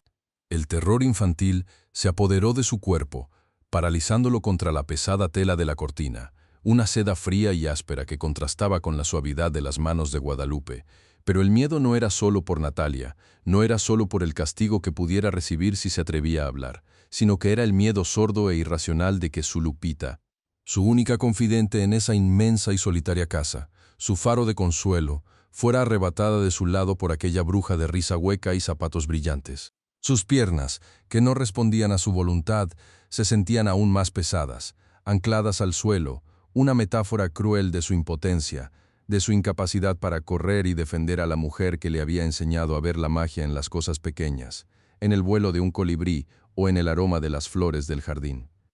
Natalia, la maldad encarnada en un vestido de seda y unos tacones Manolo Blahnik que parecían tambores de guerra sonando sobre el mármol reluciente, se regodeaba en la agonía de Guadalupe, sus ojos de víbora brillando con una satisfacción perversa,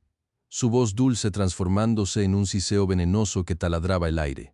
llenando cada rincón de la opulenta sala. Ah, pero qué descaro, qué desfachatez. Gata muerta de hambre, piojosa, mira cómo te atreves a robar en la casa que te da de comer, que te cobija con su caridad, desgraciada. Este es un Rolex Datejust de oro blanco con diamantes. Vale más de 200,000 pesos, marginal. ¿Crees que no nos daríamos cuenta de que esta basura corriente se lo embolsaba para venderlo y darse la gran vida con nuestro dinero, verdad? Pues se te acabó el jueguito, maldita ladrona.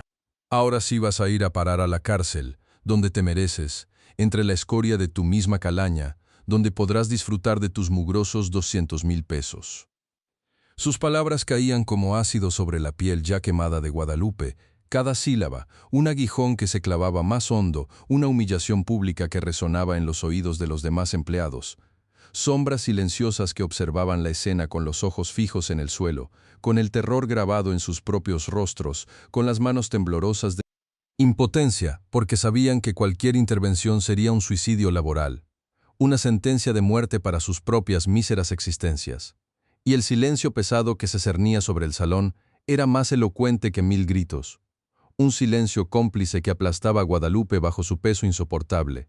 Un silencio que le recordaba la dureza de un mundo donde el poder y el dinero siempre tenían la última palabra. Guadalupe, con las rodillas ya en carne viva por el roce constante contra el mármol helado, por la presión de su propio peso y por la intensidad de un dolor que ya no era solo físico sino del alma, cayó sobre el piso, un desplome lento y doloroso, como si el último hilo que la sostenía se hubiera cortado de golpe. Sus guantes amarillos de goma, aquellos que representaban su dignidad, su esfuerzo honesto, ahora yacían a un lado, testigos mudos de su deshonra, y ella se aferró al pañuelo bordado con las iniciales de su padre, ese pedazo de tela que era su último vestigio de un pasado honorable, de un amor puro, y lo subió hasta su rostro, cubriendo la vergüenza, escondiendo las lágrimas que no cesaban, los sollozos roncos que se ahogaban en la tela, humedeciendo las iniciales que su padre le había bordado con tanto cariño, con la promesa de que siempre la protegería. El aroma suave del algodón viejo, impregnado de sudor y de una nostalgia profunda, se mezclaba con el olor acre del cloro industrial que aún flotaba en el ambiente y con el dulzón e insoportable perfume Chanel Nom. 5 de Natalia, un contraste violento que le revolvía el estómago, que le recordaba la brecha infranqueable entre su miseria y la opulencia que la rodeaba, que la asfixiaba, que la consumía lentamente. Cerrando los ojos con fuerza, el pañuelo apretado contra su cara, Guadalupe se dejó arrastrar por un torbellino de recuerdos, un flashback tan vívido que por un instante la sacó de su infierno presente, transportándola a su llegada a la capital hace ya 11 años. Recordaba la polvareda que levantaba el autobús al detenerse en la estación, el aire denso y pesado, tan distinto a la brisa fresca y húmeda de las montañas de su aldea Tzotzil. El olor a gasolina mezclado con el de la comida callejera, el bullicio aturdidor de la gente, los claxones de los coches, las voces que se superponían unas a otras, todo era un asalto a sus sentidos, acostumbrados al silencio reverente de la sierra, al susurro del viento entre los pinos, al tintineo de los telares de cintura, donde las mujeres de su familia, su abuela, su madre, sus tías, tejían no solo hilos sino sueños, destinos, con la paciencia de quien sabe que cada nudo es una vida, cada color un sentimiento. Llegó con su bebé en brazos, el pequeño Juanito, envuelto en un rebozo que su madre le había bordado, un envoltorio de amor y esperanza que ahora sentía como una carga pesada, como una soga al cuello, después de que su esposo, el padre de Juanito, un hombre fuerte y trabajador, se hubiera desplomado desde un andamio sin seguro, sin un centavo, dejándola sola, absolutamente sola, con una deuda tan grande como el cielo y un vacío tan hondo como la tierra. El frío de la noche, un frío que se metía por los huesos y el alma, no era como el frío limpio y serrano de Chiapas, sino un frío urbano, hostil, un frío que olía a cemento y a desesperanza. Recordaba las noches en los albergues temporales, el colchón delgado y lleno de chinches, el llanto de otros niños, el hambre punzante en el estómago, un hueco que no se llenaba con la poca comida que conseguía, a veces un tamal de chipilín que un alma caritativa le regalaba, envuelto en una hoja de plátano, su sabor a maíz y a hierba dulce que le recordaba fugazmente la cocina de su madre, pero que ahora se sentía rancio, como un eco lejano de felicidad perdida. Sus manos, que ahora estaban agrietadas por el cloro, entonces estaban enrojecidas por el frío, entumecidas por la necesidad de lavar ropa ajena en tinas gigantes, de limpiar pisos de fondas baratas que apestaban a grasa y a desilusión, de cargar bultos pesados en el mercado de la Merced, con el bebé Juanito atado a su espalda, su pequeño cuerpo, acunado por el cansancio de su madre. Un cansancio que se le había metido en el ADN. El recuerdo del olor a leña quemada y a tierra mojada de su aldea, de la neblina que envolvía las montañas como un manto místico, contrastaba brutalmente con el hedor a basura y el ruido incesante de la capital. Una ciudad que la había engullido y escupido, que la había despojado de todo, excepto de su dignidad, esa misma dignidad que ahora sentía. Pisoteada, aplastada bajo los tacones finos de Natalia, bajo el peso de su mentira cruel y el pañuelo en sus manos, ese pañuelo con las iniciales de su padre, era el único ancla que la mantenía a flote en ese mar de desesperación, el último eslabón con su pasado, con su esencia, con la pureza de sus orígenes que la capital había intentado borrar, con su suciedad y su indiferencia. Las lágrimas se habían secado en el pañuelo, dejando una sensación áspera en su piel mientras el recuerdo se desvanecía lentamente, siendo reemplazado por la realidad hiriente.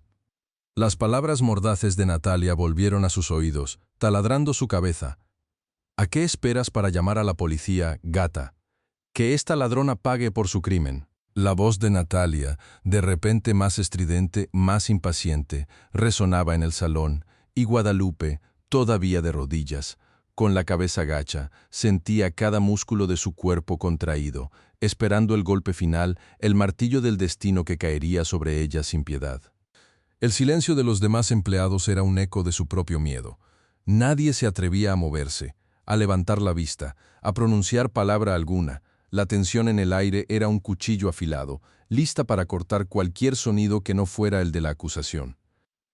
El frío del mármol se había metido en sus huesos, congelando su alma, y un temblor incontrolable recorría su cuerpo. Un escalofrío que no era de frío sino de terror, de la certeza de que su vida, ya tan dura, estaba a punto de descender a un infierno aún más oscuro, donde las rejas y la humillación pública serían su única compañía, y su bebé, su pequeño Juanito, quedaría desamparado, solo. En el preciso instante en que la voz de Natalia volvía a elevarse, a punto de proferir otra avalancha de insultos, un sonido distinto, inusual a esa hora, cortó el aire tenso del salón. Fue el eco metálico y grave de las pesadas puertas principales que se abrían de par en par. Un chasquido seco que resonó en el vasto espacio, deteniendo en seco el aliento de todos los presentes. Un silencio aún más profundo, pesado como una lápida de mármol. Se cernió sobre la escena, y todos los ojos, incluso los de Natalia, que hasta ese momento brillaban con una crueldad desenfrenada, se giraron instintivamente hacia la entrada. El aire se cargó de una nueva energía. Una fuerza imponente que disipó momentáneamente la atmósfera de terror y humillación. Ahí, en el umbral, recortada su figura contra la luz cenital que se filtraba por el amplio portón, apareció don Maximiliano, el patrón de la casa, el dueño de ese palacio de mármol y cristales, regresando antes de lo esperado, de lo que prometía ser una larga jornada de negocios. Su presencia era imponente, una torre de autoridad y rectitud, vestida con un impecable traje de corte italiano, de lana fría, que se ajustaba a su figura con la precisión de un reloj suizo. Su rostro, enmarcado por una mirada penetrante y una barba cuidadosamente arreglada que ya mostraba algunas hebras plateadas, era una máscara de seriedad, de una inteligencia que no permitía engaños, de una observación aguda que no pasaba nada por alto, ni el más mínimo detalle en el complejo tapiz de su hogar.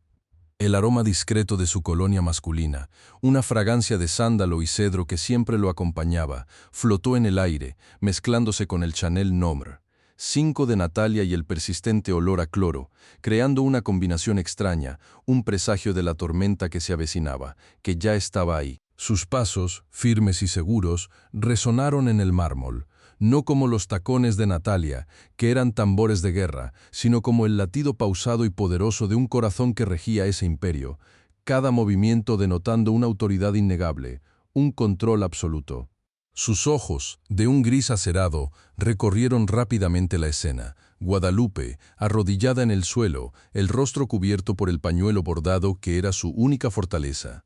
Natalia, de pie, erguida, con su sonrisa helada y el Rolex brillando con una luz funesta sobre la mesa de mármol. Los otros empleados, inmóviles, con los ojos clavados en el suelo, como estatuas de sal petrificadas por el miedo. Don Maximiliano no dijo una sola palabra, ni un reproche, ni una pregunta. Su expresión se mantuvo imperturbable, pero su mirada, que parecía calar hasta el alma, se detuvo un instante en el Rolex, luego en Guadalupe y finalmente en Natalia, y en ese silencio abrumador que se sentía más denso que el aire mismo, la tensión en el salón se volvió casi insoportable, un nudo apretado que oprimía el pecho de todos. Sin detenerse, sin emitir un sonido más allá del clic-clac metódico de sus zapatos de cuero fino, avanzó a través del salón, su figura alta y erguida cortando el aire como un rayo, ignorando la atmósfera cargada de acusaciones y de terror, y se dirigió directamente hacia la puerta de su oficina privada, un sancta sanctorum de roble macizo, privacidad impenetrable. El pesado sonido de la puerta al cerrarse. Un golpe seco y definitivo que resonó en el silencio. Dejó a todos los presentes en un estado de suspensión, con el corazón en un puño, el aliento contenido, sintiendo que el destino estaba a punto de tejer el siguiente hilo de esta historia. Porque la llegada del patrón, mis amores, era el giro que nadie esperaba, la calma antes del verdadero huracán, la promesa de que la verdad, como el agua que siempre encuentra su camino, no tardaría en emerger. En esta mansión en Polanco, Ciudad de México, donde el lujo se come con cuchara de plata y la miseria se esconde debajo de la alfombra, mis amores, se desató una tormenta que nadie pudo detener, porque el patrón, don Maximiliano, había desaparecido detrás de la imponente puerta de su oficina, dejando un silencio tan denso que se podía cortar con el filo de un cuchillo de plata. Un silencio que vibraba en el aire cargado de la acusación, del miedo ahogado de Guadalupe, del júbilo contenido de Natalia, y de la incertidumbre muda de todos los empleados que ahora permanecían inmóviles, como estatuas de sal, con los ojos clavados en el mármol reluciente, incapaces de emitir un solo sonido. Mientras los segundos se arrastraban como siglos, cada tic-tac del reloj de pared, un viejo péndulo de bronce que sonaba como un corazón cansado, resonando en la inmensidad del salón con una solemnidad sepulcral que anunciaba que algo definitivo estaba por suceder, que el aire mismo se había tensado, preparándose para el estallido, para el desenlace que todos, en el fondo de su ser, sabían que era inminente. Con un escalofrío que les recorría la espalda al sentir la presencia muda, pero potente, de la verdad que, como una bestia dormida, estaba a punto de despertar y reclamar su lugar. De repente, en medio de aquel sofocante mutismo que pesaba como una lápida de granito, se escuchó un leve chirrido de ruedas, un sonido delicado, casi imperceptible, que rompió la quietud y atrajo todas las miradas hacia el rincón del salón donde el pequeño Emilio, cuya silla de ruedas parecía una prolongación de su voluntad inquebrantable, se había movido, sus pequeños dedos aferrándose con fuerza a las ruedas para impulsarse con una determinación que no conocía límites, la misma que usaba para alcanzar los dulces que Guadalupe le escondía en el estante más alto. Su rostro, enmarcado por unos cabellos castaños revueltos que le caían sobre la frente, estaba pálido, pero sus ojos, esos ojos grandes y oscuros que absorbían el mundo con una curiosidad insaciable, brillaban con una intensidad inusual, con un fuego que revelaba una comprensión profunda de la injusticia que se estaba cometiendo, una comprensión que nadie, absolutamente nadie, le había atribuido jamás a un niño de 7 años que no podía mover sus piernas, pero que sentía cada brizna de aire de la mansión. El pequeño, con su silla de ruedas de aluminio que crujía suavemente bajo su peso infantil, se deslizó por el frío mármol de Carrara, un mármol tan pulcro que reflejaba su pequeña figura como un espejo, dirigiéndose hacia una mesita auxiliar de ébano tallado, donde, entre una pila de libros de cuentos infantiles y algunos juguetes olvidados, descansaba su viejo cuaderno de dibujo, las esquinas ya dobladas por el uso constante, sus páginas llenas de mundos imaginarios que solo él podía ver con la pureza de su alma. Natalia lo miró de reojo, con una mueca de desdén que retorció sus labios pintados de carmesí, sus ojos de víbora ni siquiera dándose la molestia de registrar al niño más allá de la molestia trivial que representaba, creyendo, con su arrogancia ciega, que el pequeño era solo un estorbo mudo, incapaz de entender la intrincada red de engaños que Ella, con tanta maestría, había tejido para atrapar a la igualada de Guadalupe, a esa gata muerta de hambre, que se había atrevido a tener la insolencia de existir en su mismo espacio, de respirar el mismo aire caro, de recibir la atención del patrón. Emilio, con una concentración asombrosa que parecía sacada de un ritual sagrado, extendió su pequeña mano para alcanzar el cuaderno, el roce del papel reciclado contra la yema de sus dedos, una textura rugosa y familiar que lo anclaba a su realidad, mientras el libro se deslizaba con dificultad, casi cayendo al suelo, pero él lo sujetó con la fuerza de la desesperación, el miedo a perderlo apretando su pequeño pecho, el aire escapándose de sus pulmones en un soplido entrecortado. Las páginas, amarillentas por el tiempo y el uso, se abrieron con un susurro que solo Emilio pareció escuchar, revelando una explosión de crayones de colores, trazos infantiles pero cargados de una narrativa innegable, cada línea, cada figura, un testamento mudo de un momento crucial que se había grabado a fuego en su memoria, en su inocente, pero poderosamente. Con una lentitud exasperante para los presentes, que miraban con la respiración contenida, sin atreverse a romper el encantamiento. Él volvió varias páginas, el crujido del papel anunciando el final de cada capítulo silente de su vida imaginaria, hasta que detuvo su recorrido en una hoja en particular, una hoja donde la verdad gritaba a través de la simpleza del dibujo, más elocuente que cualquier palabra, que cualquier testimonio legal de los abogados más caros del país. Don Maximiliano, alertado por el sutil murmullo que se había extendido por el salón, un murmullo que ya no era de miedo sino de una curiosidad creciente, emergió de su oficina, la pesada puerta de roble macizo abriéndose con un crujido grave que reverberó en el espacio, su figura imponente proyectando una sombra alargada sobre el mármol, como de un juez que desciende de su estrado. Sus ojos, antes llenos de la fría concentración de un banquero, ahora destilaban una solemnidad que hacía temblar, escrutando cada rostro en el salón, deteniéndose en la figura encorvada de Guadalupe, cuya alma parecía desmoronarse bajo el peso de la injusticia, y luego en la postura altiva de Natalia, cuyos labios mantenían una sonrisa tensa y victoriosa, una sonrisa de hiena que saboreaba la carroña ajena. Pero fue la mirada perdida de su hijo, la concentración profunda en sus pequeños hombros, lo que finalmente atrajo su atención,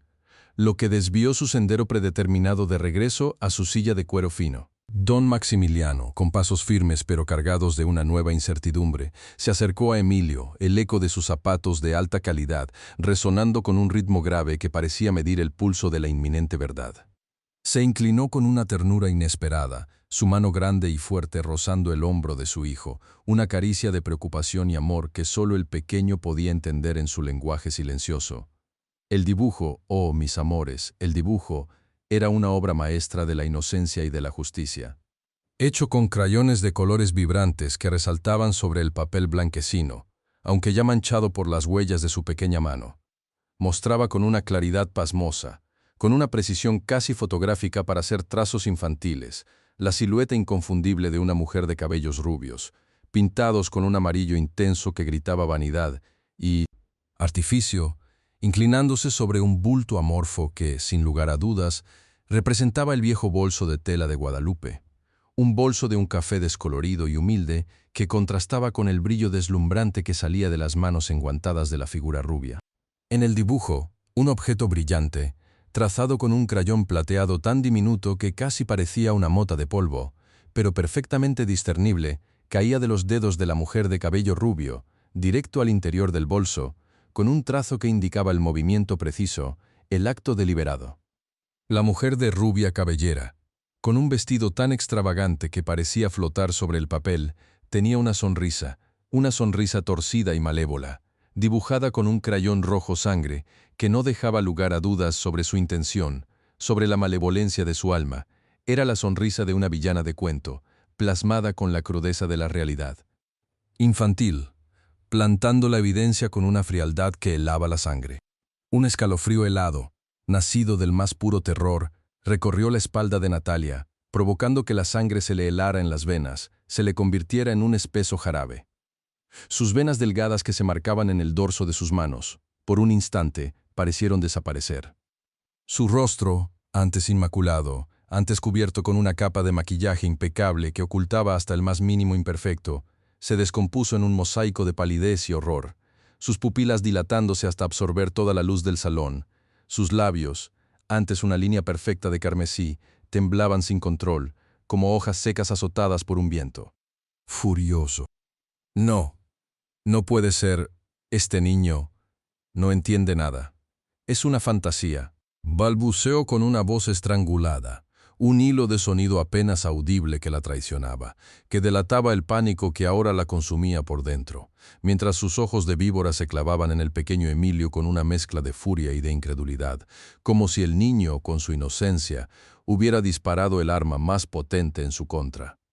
La imagen de la sonrisa malévola dibujada con crayón rojo en el papel, una representación tan fiel de la suya, se grabó a fuego en su mente, como si el dibujo la acusara directamente, con una fuerza arrolladora, arrancándole el aliento, revelando su alma podrida a la luz del día, exhibiendo la corrupción que su dulzura fingida había cubierto por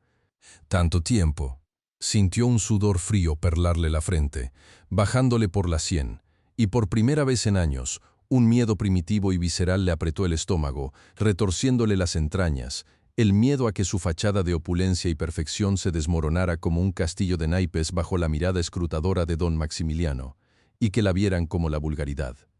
que realmente era. Guadalupe, por su parte, se quedó paralizada en su lugar, sus rodillas adoloridas ignorando el escozor, sus manos agrietadas que aún conservaban el olor penetrante del cloro se llevaron a la boca, la incredulidad, el asombro más puro, inundando su ser. Una lágrima solitaria, caliente y salada, se deslizó por su mejilla surcada por la angustia, pero esta vez no era una lágrima de pena o de humillación, sino de una esperanza repentina, de una gratitud abrumadora. El pañuelo bordado con las iniciales de su padre, que aún apretaba con fuerza en su otra mano, se empapó ligeramente con el sudor frío de su palma, un sudor que revelaba la montaña rusa de emociones que la abrumaba. Su corazón, que había estado latiendo como un tambor frenético durante todo el calvario, ahora parecía querer salirse de su pecho, con una fuerza nueva, una fuerza que nacía de la posibilidad de que la verdad, por fin, se abriera paso. Leve temblor recorrió su cuerpo, no de miedo, sino de la liberación inminente de la carga insoportable que por fin comenzaba a aligerarse sobre sus frágiles hombros. Los empleados, que hasta ese momento habían permanecido mudos y sumisos, observando la escena con los ojos bien abiertos como si fueran espectadores de un drama televisivo, comenzaron a murmurar. Un coro de voces bajas, de susurros apenas audibles, que se expandían por el salón como el rumor de un río crecido.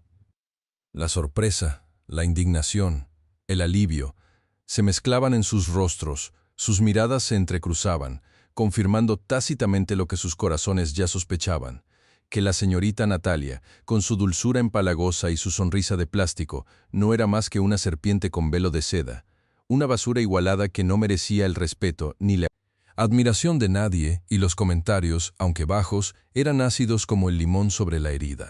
Don Maximiliano, con el dibujo en sus manos, lo observó una y otra vez, sus ojos recorriendo cada detalle, cada trazo inocente, su mandíbula apretándose con una furia contenida que amenazaba con estallar, con una indignación que le quemaba las entrañas. Se irguió hasta su altura imponente, su figura proyectando la sombra de un castigo inminente.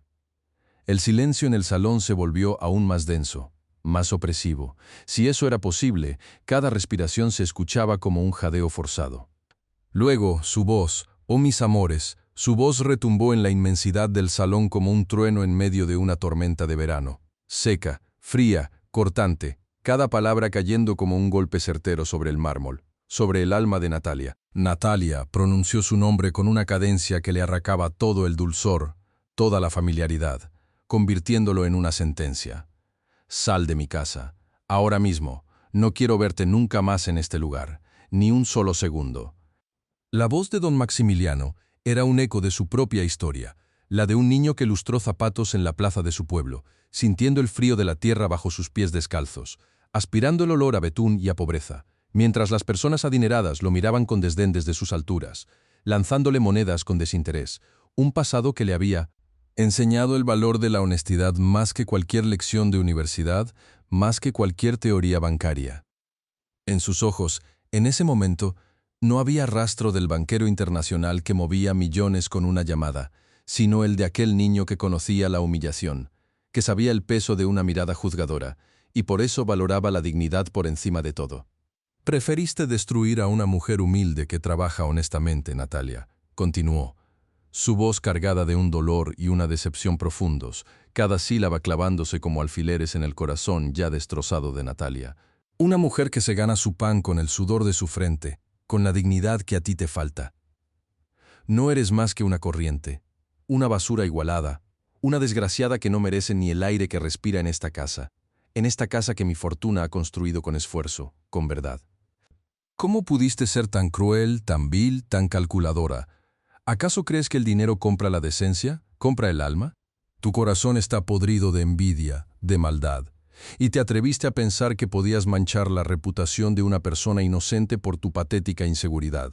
por tu estúpido celo hacia una mujer que vale 1000 veces más que tú, 1000 veces más que todos tus lujos, que todos tus ridículos Manolo Blahnik, de 25,000 pesos que solo sirven para pisotear la dignidad ajena.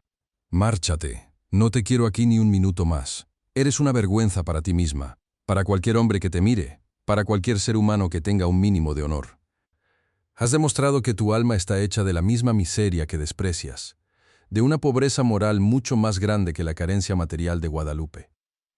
Natalia, mis amores, se desplomó un poco sobre sí misma. Sus hombros, antes tan altivos y erguidos, ahora se encorvaban bajo el peso de la humillación pública.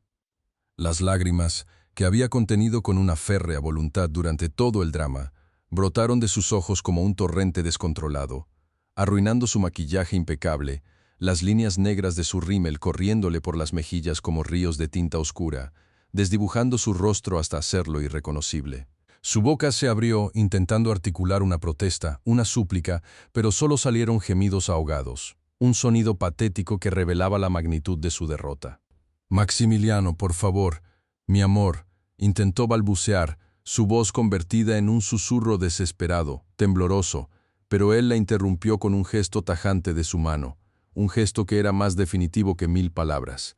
Te dije que te marcharas, no hay nada más que hablar. Tu lugar no está aquí, nunca lo estuvo. La humillación era insoportable. La vergüenza le quemaba la piel.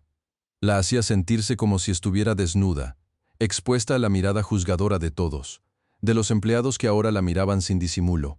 con una mezcla de desprecio y de schadenfreude, de aquellos que por años había tratado como insectos, como seres insignificantes. Finalmente, Natalia, com passos torpes e vacilantes, se girou hacia la gran puerta principal. Sus zapatillas Manolo Blahnik con cristales, que antes habían sonado como tambores de guerra, anunciando su llegada con un tic-tac mortífero que infundía terror, ahora resonaban en el mármol de Carrara con un sonido hueco, un eco patético que solo revelaba su caída, su derrota, el final de su reinado de terror. El sonido que producían ya no era el de una mujer poderosa, sino el de una marioneta rota, el de una muñeca de porcelana que se ha caído y se ha hecho añicos contra el suelo, de un cascabel sin gracia. Su andar, antes grácil y seguro, era ahora un arrastrar de pies, una marcha fúnebre hacia la salida, sin equipaje, sin el fastuoso abrigo de piel que la esperaba, sin el coche con chofer, sin nada más que la ropa que llevaba puesta y el peso insoportable de su propia vergüenza, su propia maldad. El aire fresco de la mañana, un aire que ahora le pareció crudo y despiadado, la golpeó en el rostro al salir al jardín, sin que nadie se ofreciera a despedirla, a ayudarla, dejándola sola con la inmensidad de su ruina, con el frío de la mañana y con el vacío de su alma, mientras la puerta de roble macizo se cerraba lentamente detrás de ella,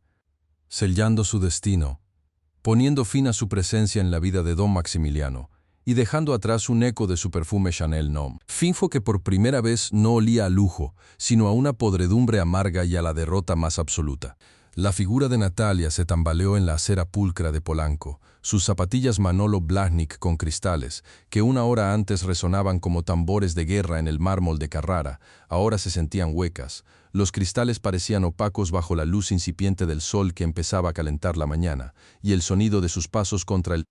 concreto ya no era un tic-tac mortífero, sino un arrastrar lento, apesadumbrado, como el de una marioneta a la que le han cortado los hilos maestros. El viento, que antes jugaba con sus cabellos rubios como seda, ahora le azotaba el rostro pálido, y su vestido de seda francesa de miles de dólares, que había sido una segunda piel de lujo y artificio, de pronto se sentía frágil, expuesto, como un trapo fino pero inútil contra la cruda realidad que le escupía en la cara sin previo aviso. Sus ojos, acostumbrados a ver el mundo a través del cristal tintado de su limusina, ahora se encontraban con la indiferencia de los transeúntes mañaneros, con el olor a smog y a café de la calle, que se mezclaba con el persistente y ahora casi asfixiante aroma de su propio Chanel No. 5, que de repente le parecía el hedor de su propia derrota, de su alma podrida expuesta al mundo sin filtros, sin adornos, sin ninguna de las mentiras que por tanto tiempo la habían sostenido en pie. Se había quedado sola. Sus llamadas infructuosas a sus amigas rebotaban en contestadores o eran colgadas abruptamente. Porque la amistad, mis amores, es un artículo de lujo que solo se sostiene cuando el bolsillo está lleno. Y Natalia, aunque no era pobre, había perdido algo más valioso que el dinero. Había perdido su máscara, su reputación, su acceso al poder, al confort, a la veneración. Y ese vacío era un pozo helado que la estaba tragando entera, segundo a segundo, mientras el eco de la puerta de la mansión de don Maximiliano seguía retumbando en su oído como la sentencia final de un juez implacable. Dentro de la mansión, el silencio se había roto con un susurro que luego se convirtió en un rumor, y luego en un coro ahogado de alivio, mientras don Maximiliano, el hombre que brillaba con el aura del poder y el dinero, se inclinaba con una lentitud casi reverente hacia Guadalupe, que seguía arrodillada en el suelo de mármol de Carrara, con las manos aún dentro de los guantes de goma amarillos, sintiendo el frío gélido del mármol penetrar en sus rodillas doloridas, en sus huesos cansados.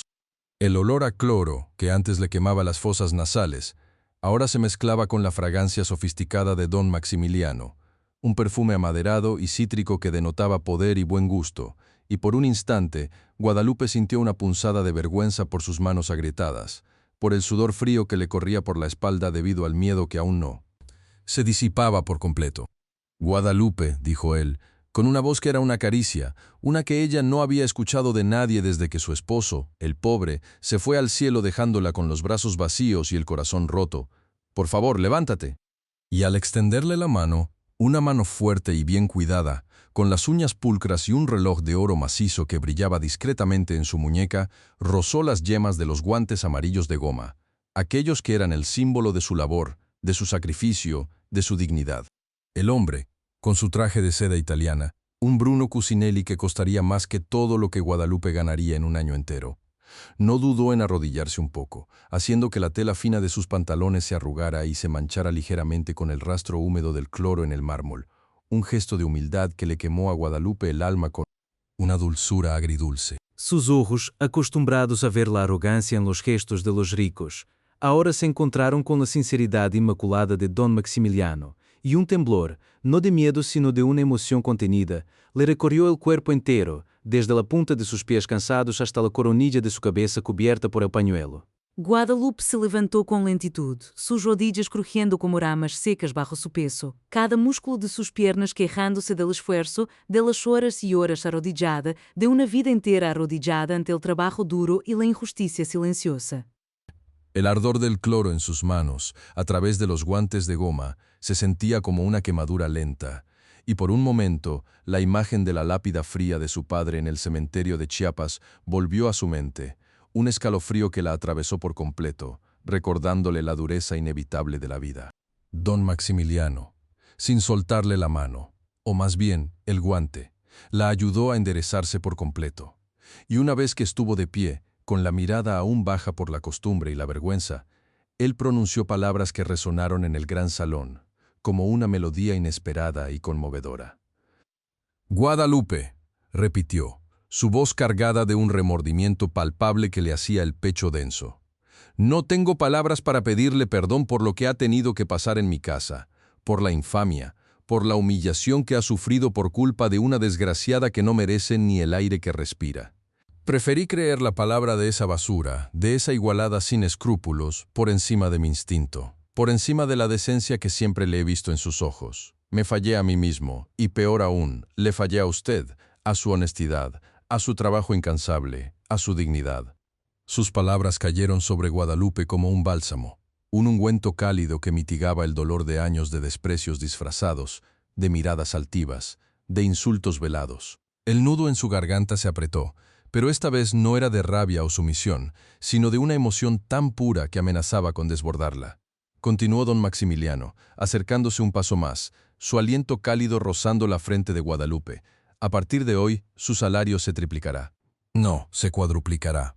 Y no es por caridad, Guadalupe, es por justicia, por el valor incalculable de su honestidad, de su lealtad, de su corazón.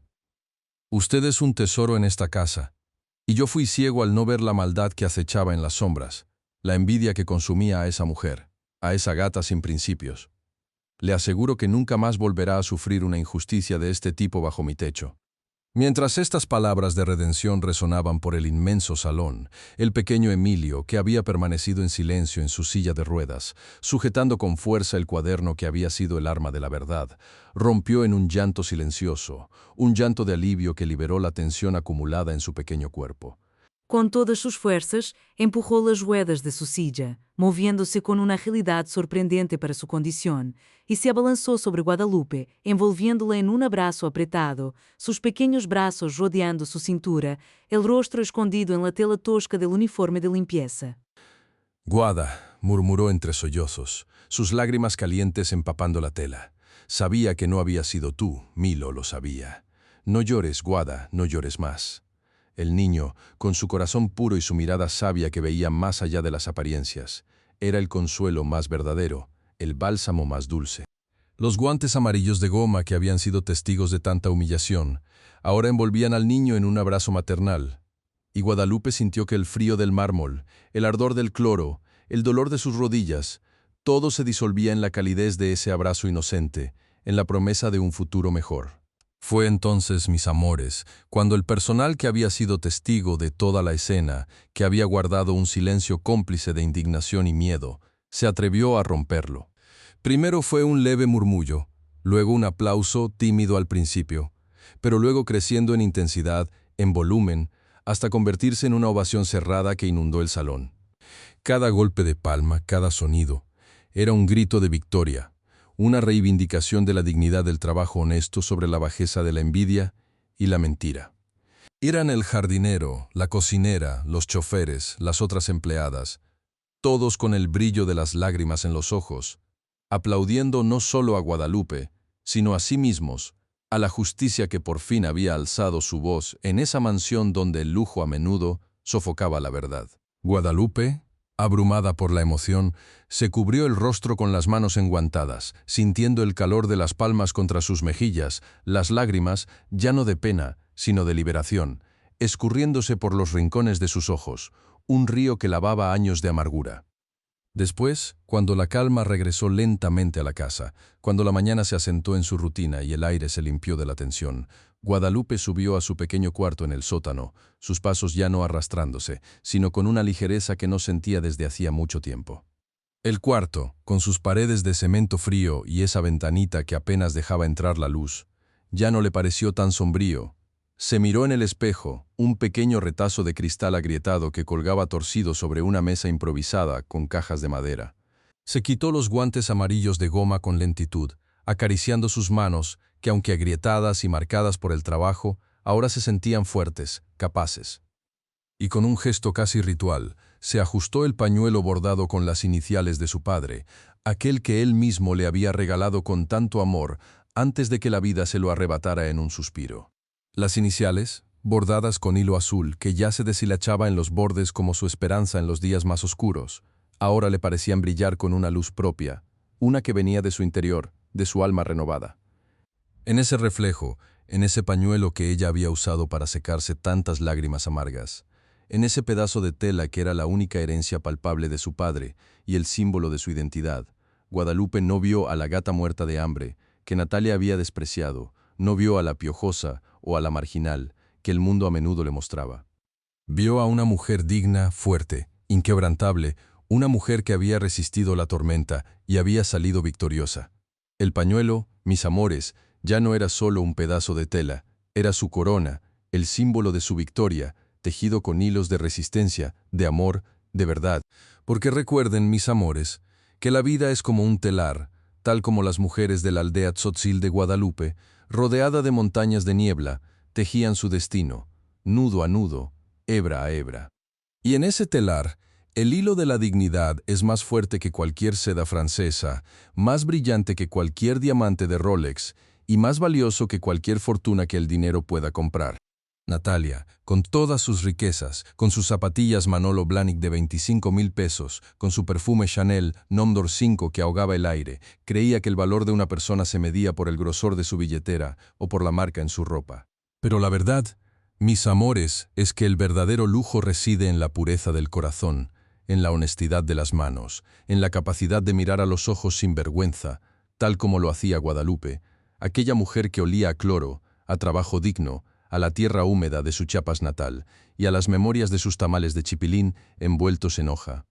de plátano, un sabor a hogar que ninguna mansión de Polanco podría jamás replicar. El karma, mis amores, es una ley universal que no pide permiso, que no distingue entre el mármol frío de Carrara y el piso de tierra mojada de una humilde choza. Esa mujer, esa Natalia, con su alma vieja y podrida bajo una piel joven,